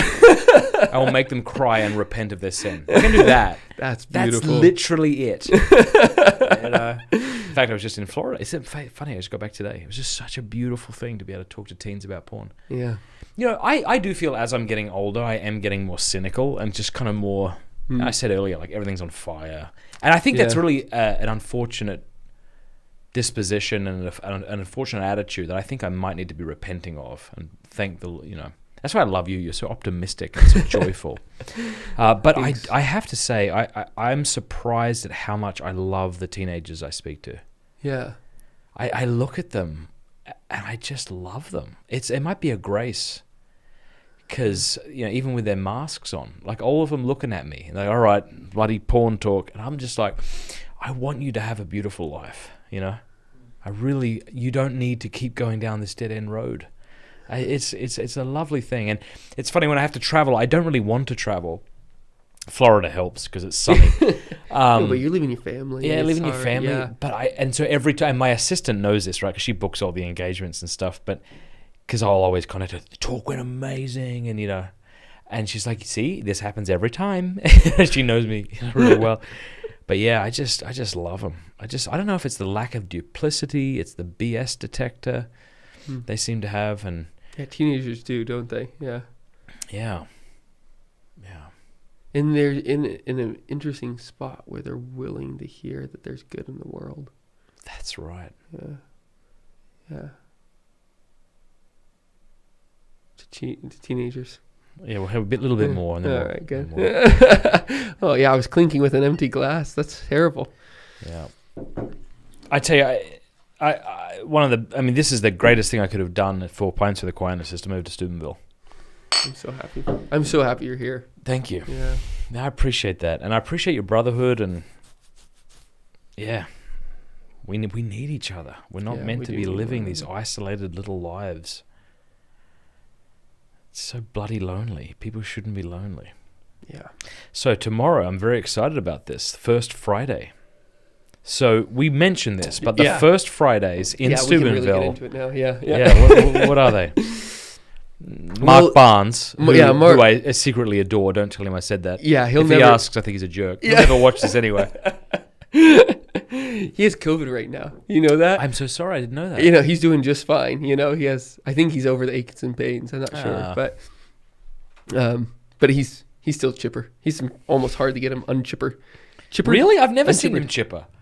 It's kind of like it's an internal, it's like an internal chipper. There's a joy there, but it's a muted chipper. Yeah. It's not like a ha. It's more like it's more of a smirk than a laugh. You haven't seen him at rehearsals. That's true. Oh, really? That's true. Yeah, the rehearsals. And you're right also, but most of the time he's just like really satisfied with life. He's just a content guy. But I mean, I think this is just an act of genius. I mean, to have 2 blocks actually blocked off, and you have Numbers, there's a good brewery, I think half an hour away. Then you have Dungeon Hollow usually comes out. They're sadly closing down their local shop, but who are they? They're Dungeon Hollow is their name. But they have a name, but what is it? Yeah, it's just a local brewery. They were up in Bloomingdale. I think they were over they in come here to sell their stuff. Is that what you're saying? And under one of the tents. So they're on the street. Fantastic. I'm so excited. Yeah. Tomorrow, my first Friday in Steubenville. I can't wait. I think it's an oatmeal stout. I think they have one of those. If I'm misremembering, Bill will forgive me, the brewer there. A blood orange lager. Try that if they have it. And I think Father Greer is celebrating the 5:15 Mass on Friday, so you can go right from there to. That's what we'll do Friday. Tomorrow. And then there's a 5:15 Mass tomorrow. I think there is, unless. I thought it was typically only on Wednesdays, and then it was 8 a.m. on the rest of the day. Yeah, no, it was just for on First Wednesdays, Fridays. Did they do it for that reason? I think they have it there. I'll check with it. I'll text you. I'll let you know. Everybody else that's listening to this, if you live in Steubenville or nearby, just check before you go. Yeah. Oh man. But the food trucks, the cupcake lady. Oh my gosh, you've never had cupcakes like this before. They're just amazing. Oh yeah, they're like swirly dirly. You got the different like animals and stuff like that. You've never had anything like it. It's so good. And was this Mark Barnes' idea? Yeah, as far as I know. Yeah, I think it was Mark's. I mean, he helped facilitate. If it weren't for him, I think the idea was him. I think the execution was him. I think that Mark Nelson's just such a help for this town. I think he's just was bought into the idea that Mark pitched him and really got on board. But Mark's the guy that getting on the phone with liquor control agencies and with the city, and he's doing all of it. Yeah, and and this really is his brainchild too. I told you, I think one of the most powerful things that happened to me when I was visiting Steubenville, discerning whether or not we should move here. Yeah. You know what I'm going to say? Yeah, I do. We were walking down the street with Mark, and he bent over and picked up a plastic bottle on the ground and threw it in the trash. That just blew me away. It's so simple. Yeah. But in a way it isn't. Sort of like what we were saying with your basement. I shouldn't be amazed that a man goes down and figures out how to make his basement workable or whatever. And I shouldn't be amazed that someone should pick up his own trash, except that he cares about the town. He cares about the place he lives in, which shouldn't be remarkable, but it is. All the way from the bottle to First Friday. I mean, you know how much work this takes to put together? And then, but all the way from bottle to this. Yeah, it's a beautiful thing. Yeah, it's a beautiful thing. But I don't know who's performing tomorrow. Does it say on here? The music is usually phenomenal. I mean, they really are connected. I mean, I don't know many things that would bring out all of Catholic Steubenville. It's funny being here, right? Yeah. Because usually you live in a town and there are great Catholic families and you all get together. But in Steubenville, there are so many Catholic families that you cannot associate with everybody. No. So everybody just naturally has their own sort of circles of acquaintances and friends. Yep. But this, I can't think of anything else that would get every Catholic together. Not every Catholic, almost every Catholic. Yeah, but because there's so many different Holy Mass is celebrated maybe 10, 12, 15 times a day. It's amazing, yeah. Well, and so not even at one of those masses would you run into every Catholic, you see. No, you're right. I think we're 17,000. Is that what our population is? 17,000. Is that right? That's funny. That's the size of my small town, Port Pirie, South Australia. Really? But unlike America, towns don't bleed into each other the way they do here. See, that's beautiful. Yeah. Towns are pretty distinct. Again, big country spread out. That also might be the reason. Yeah. No, that's true. But I do think that Thomas is right. That's the money thing. And we don't really, we bleed into Wintersville, but we don't Bleeding the Mingo Junction. There is kind of a gap, if that makes sense. Mm-hmm. Which that's just. It is funny south, how north. Things change. South, good, yeah. Yeah, that's east. Yeah, because that's where I had the. Yeah, that's right. South. Yeah. There we go. It's funny how things change. Like we lived in North Atlanta, and in order to go to a friend's house, you just expected you would be in the car for at least 20 minutes. Yeah, that's a long time. Grocery store, closest one was about 10, 15, no, I'd say 15 minutes Really? Away.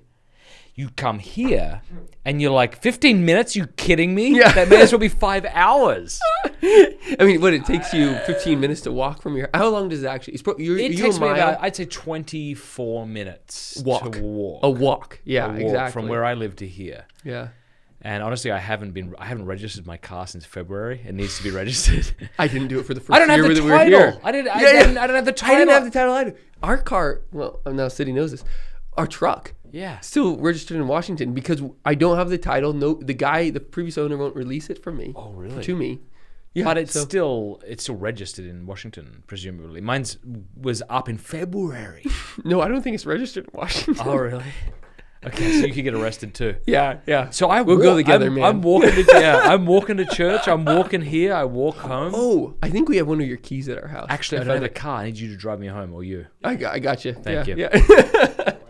You have one of my keys in your house? I think so. I'll give it to you when I go really back. Boring television right at this point. But are we going to break your record with Trent Horn? Well, let's have a look. Now, I've told them to stop listening. This is not for them at this point. This is for us. We have 162 people listening. There's a lot less than we had. So people are definitely dying off. That's what we started with. All right. Let's see. We've been going for 3 hours and 7 minutes. All right, so we got another hour. Okay. Oh, look, Cameron, my wife, my good-looking, beautiful wife, just wrote. And she said, I look forward to tomorrow night. Didn't even realize it was on. Oh, that's great. That's so great. So we mentioned cars. This is actually interesting. This is worth 162 people staying online and listening to. 172 now. 172. Wow. Okay, so here's the thing. I have a case against cars. Let's do it. Now, here... Go. I'm not, again, suggesting that everybody get rid of their car right away, right? We've all heard the remedial argument. Does Mark Barnes have a car? Yeah, he does. Two, actually. He has two? What a hypocrite. He has a van, and he has a truck. You know, very distinct purposes. It's not like a Honda Civic and a Honda Accord. You know, which is like the same car. Fair enough. Okay, so we shouldn't have... Okay, cars, go. Yeah. How many miles do you think you drive every year?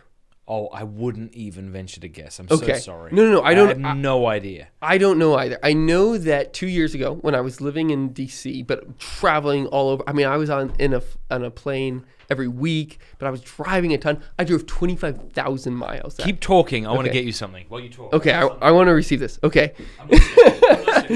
25,000 miles. But back in 1978, when Ivan Illich was writing his book, what is it called? Joe, you know the name of it. Energy and Entropy or something like that. It's a book by Ivan Illich then. Praise God. Thank you, my friend. Yes. He wrote, he at that time, people were driving about 7,500 miles a year. Okay, 7,500 miles a year is quite a bit. You want one? 7,500 miles a year is quite a bit. What do you mean you're not trashy? What does that mean? I'm just checking.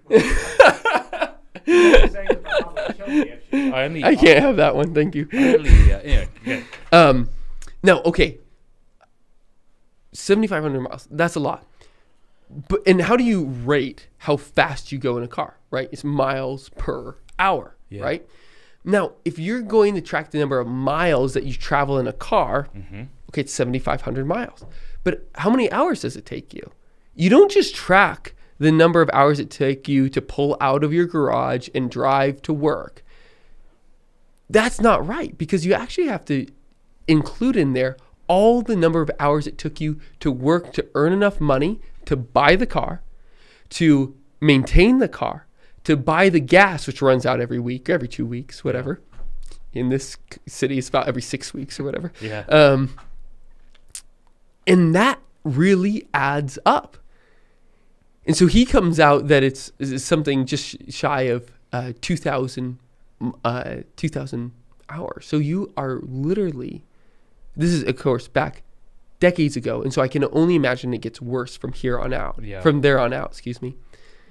But at that point, he calculated is that the average man walks about 3 miles per hour. But if you add up 7,500 miles by the number of hours that you actually work to be able to buy and maintain your car, right, you come out to be about 5 miles per hour. Wow. So modern technology actually makes us, in a certain sense, slower, or at least adds 2 miles per hour to how fast we usually go. That's very interesting. It's very pathetic. You and I are going to do many of these podcasts together. And one podcast we're going to do is going to just be about how to be cooler than we currently are. Now, let's get Liam on that one. He'd be like, Dad, I got a list, and Blaze is going to be blah, blah, blah, blah, blah. Now, I've already become slightly cooler and my wife will be happy to hear this and she's watching, by deactivating my Amazon Prime account. Yeah, you did sound pretty cool with that. Yeah, but we're going to have a whole conversation where it's like, gosh, wouldn't that be great to get to that point? It's hard to do. It's so hard, yeah. But it is interesting. I mean, you're already kind of doing it when you walk to work, Yeah. And I don't. Usually, I mean, not usually, but Alice and I will often go to... See, I have the hill that I walk down. How would you even get here from where you are? You'd have to walk down the highway or through the cemetery? There is a path, yeah. There is a path, sadly. There's a little path that goes underneath the highway that they've built in. So I don't really have much of an excuse. But I do think... This is really good, by the way. What is It's this? menthol. Oh, yeah. What is menthol? I don't know, but I heard that 80% of menthol cigarettes were... I'm going to get canceled for this. But apparently this was like this is the cigarette of a minority population. Oh, okay. Yeah. And nothing wrong with it. It's really tasty. I really like it a lot. I don't know why that would be. I understand why certain races create cultures that have unique things about them. I would hope they would. No, you would really hope that they would. Yeah. It's like, you're united, you're connected. But I don't know how menthol cigarettes, like peyote, like what's that? Apparently some drug. Once it was illegal. I think it's probably still illegal. I'm not really sure. There was a Supreme Court decision based upon it with Native American populations in Oregon State, I think, not Washington State, one of the two, using peyote, whether or not it was too strong a drug. Oh. And anyways, that was deemed, I think that was deemed illegal. Somebody can fact check me on that. But do you have any strong opinions on marijuana? You know what? I wish I had stronger opinions. The reason why, it sounds lame, the reason why I think I don't have that strong opinions is because I've never had it. My opinion is that I can see how it's not necessarily immoral, but that we live in a culture where we are seeking to tear down every sort of social norm and convention. That's an interesting argument. Yeah. And that's enough to prevent me from wanting to go down that road. Right. But, That's an interesting argument. Yeah, because if someone can say one can smoke marijuana without losing one's mental faculties in the way that one would if one were drunk, then I could say, okay, then I suppose that provided it weren't an unreasonable law, and that it maybe even were legalized, then I could see why it wasn't necessarily immoral. But we do just live in a society that wants to just uproot everything and tear down everything. And you say, well, maybe there's some wisdom there that we haven't taken the time to think about. Maybe the wisdom wasn't expressed. But yeah. Yeah, that's interesting. 'Cause, I've heard friends say that. And I mean, forgive me, but I was just kind of skeptical, like as if they were making excuses from it. But if you're doing something that is going to actively take away from your ability to reason well, then But we do that with alcohol. That's the only problem. That's why I can't... Whenever people try to put forth an argument for the immorality of marijuana, you just make a kind of corollary with alcohol. Well, that's true, but alcohol at a certain point? Right, and so anybody I know who smokes marijuana says exact same thing is true. Oh, really? Okay, well, I don't know so what I'm saying about. Is theoretically, if that is true, not it is true, if it is true, then I can see, no, I think that would be right. And yet, it was Chesterton who said you don't tear down a fence unless you know why it's there. And I think there's something. That's a great line. That, yeah, you follow the status quo until there's a strong justification. We're all too willing to just tear down everything. There's also something about being able to pour from the same bottle. That's lovely. And to be able to share. There's something... Smoke from the same bong? No? Again, I don't know, but maybe that makes sense. I don't know. Yeah. Yeah, there's something that leads us to communion and being able to share a meal. Yeah. Share a drink. I guess, people do share a bong. Yeah, I don't know. Man, this is one of those things that Blaze is going to watch in like 10 years and be like, you're so lame, Dad. Aquinas is very clear that getting drunk is a sin. He's also very clear that to drink is not sinful. Oh, yeah. Let's have a look what he says here. Well, Psalm 92, that wine maketh the heart glad. That's a beautiful line, and it really does. I mean, I think that... But what we do is we overdrink, and when we do that, the thing that ought to make us glad doesn't. Right, yeah. Yeah. Well, you just revealed that to 172 people, that you and I, that we overdrink. Yeah. No, we don't. No, we don't. There was actually that great line. There was one day you bought me a bottle of scotch. We sat down, and you said, "Should I just throw this cork away?" No, I've heard that. And you didn't. And then you said, "That's what the Scottish do." That's what somebody told me. I love that line. Cool? Like you sit down and you take the cork that you've just unplugged from a new bottle of scotch, you throw it into the fire. Yeah. It's like a declaration. It's so funny. My wife and I Alice and I opened a bottle of wine the other day, and I threw the cork in the trash. I was just like, we're going to have a great night together, honey. You threw it away? And then I go, oh, we're not going to finish it. So I grabbed it out of the trash. And then later I said, all right. And I just threw it away in the trash, and I go, oh, no. And so I grabbed it out of the trash a second time. It was horrible. She's like, you're like washed the yogurt off of it. Yeah. Were you inspired by me? Is that what you did there? Well, it came to mind after I did it, but not before I did. Yeah. Well, okay. So here we are in the Secunda Secundae, question 149, Article 3. Aquinas asks, is the use of wine, aka, or we could also just include alcohol in general, unlawful? Aquinas presents three arguments for why it is unlawful, and of course he's going to say it isn't. And he begins with his sed contra. Whenever he uses the sed contra, is always an appeal to authority or to the scriptures, which is an authority. And he quotes St. Paul in 1 Timothy 5:23.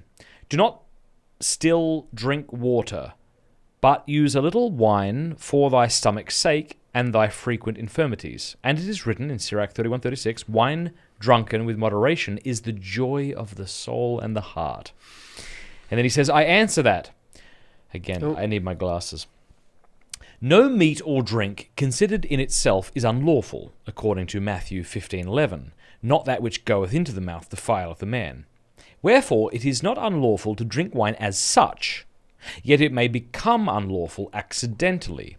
This is sometimes owing to a circumstance on the part of the drinker, either because he is easily the worse for taking wine, or because he is bound by a vow not to drink wine. Sometimes it results from the mode of drinking, because, to wit, he exceeds the measure in drinking, and sometimes it is on account of others who would be scandalized thereby. So that's good. He's given us 4 reasons that it could be unlawful to drink alcohol. The circumstances, either, so first, because he is easily the worse. And here he's not talking about drunkenness, right? He's just saying you could drink and for some reason, so maybe you're a lightweight, as they say, I'm not sure. But maybe he doesn't mean that. Maybe he means something else. Secondly, or because of he is bound by a vow not to drink. Okay, so that's the second reason. Sometimes it results from the mode of drinking. That is to say, the first one is getting drunk. You exceed the measure in drinking. And then fourthly, because you could scandalize others thereby. Good stuff. Yeah. So, have you heard of Mike Foley? Have you heard of that guy? He wrote the book Drinking with the Saints. Yeah. It's a cool book. So he's a professor of Alice. How did my cigarette go out? I was talking too long. Amazing guy. But he pointed out that it's one of those, the alcohol is one of those things that are given up in Lent, but never usually given up. Like the not the Nazarenes, but was it the Nazarites? I think that's right. What was Samson? What was his name? Nazarite? What was? I don't remember. Nazarene. But I know. And hence he was called a Nazarene. Was Matthew's line of Jesus? But that's the same word. I pretend to know the Bible. But he cites them, and then he cites John the Baptist. No strong drink ever touching his mouth. He says, but really, you don't find the saints surrendering alcohol, and if you do, it's at the same point of surrendering meat. But, Interesting. Yeah, but I really like that line. I heard that you've gotten some, people getting mad at you for calling this Pints with Aquinas. Yeah, and Is that true? Yeah, I get it, and I'm sure we'll have people who are slightly upset today that we're having a cigarette and having a bit of whiskey. Yeah. And I understand their reasons for being upset. I mean, if you grew up in a household where your parent was perhaps unfaithful or abusive or drank too much and was therefore distant, you can see this is a very serious thing, and we shouldn't be we shouldn't be jovial about it. Mm-hmm. Or at least that's the argument. And I understand the vantage point, but you can't throw the baby out with the bathwater. No. Jesus drank wine. Jesus turned water into wine. So I read this in a commentary some years ago. Protestant wrote it. I looked it up recently, and I didn't find a footnote towards it. And being an academic self, that I kind of want to see this. But I like the idea that he's getting for. And he did say it in an authoritative measure, and he mentioned in the body of the text that there were certain sources that suggested this, but he didn't footnote to him. So it might still be the case that it's true. And I like to believe that it's true. And this is what I like to believe that is true. Yeah. Is that when Jesus turned water into wine at the wedding of Cana, it was not just, why would you say that he did that?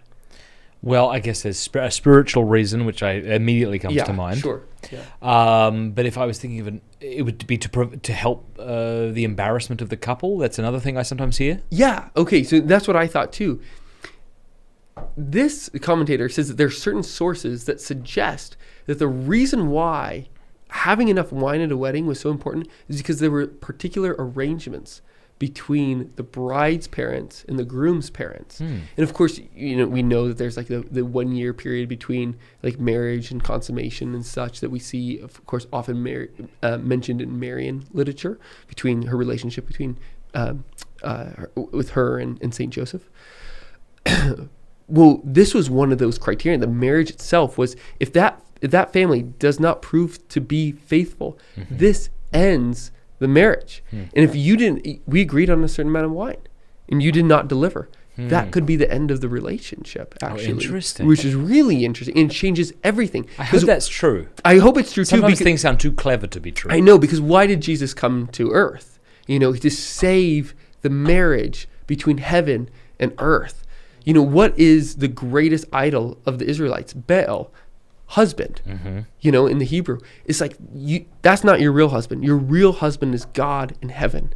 That there has to be this divine consummation. I mean, the Baltachino that you were talking about with Christopher West last week, it's like this is, in the Eucharist, is that divine consummation. So Christ's symbolic act is even more powerful, because what does he do? He saves a marriage. It's amazing. It's really beautiful. So I really hope the way I can find those sources that suggest that's true. Yeah. Well, I got my wife in the comments section telling me to come home, so I should probably... Always a good reason to end. Yeah, no kidding. Well, if you have stuck around for this long, I want to thank you. And honestly, if you've stuck around this long and you're not yet subscribed, what are you doing? Click subscribe, click that bell button. Do the same for New Polity at that point, I think. And right? New Polity. Newpolity.com? That's right. Newpolity.com. I will put a link in the description immediately after this chat, so it'll be right at the very top. Be sure to go check them out. They do fantastic work. Their journal is amazing. And I think you'll really enjoy their podcast as well. So we'll put a link to the website and to the podcast. Thanks, Matt. God bless you. Thank you for being all here. And this has been great. Thanks a lot. Thanks. Sláinte.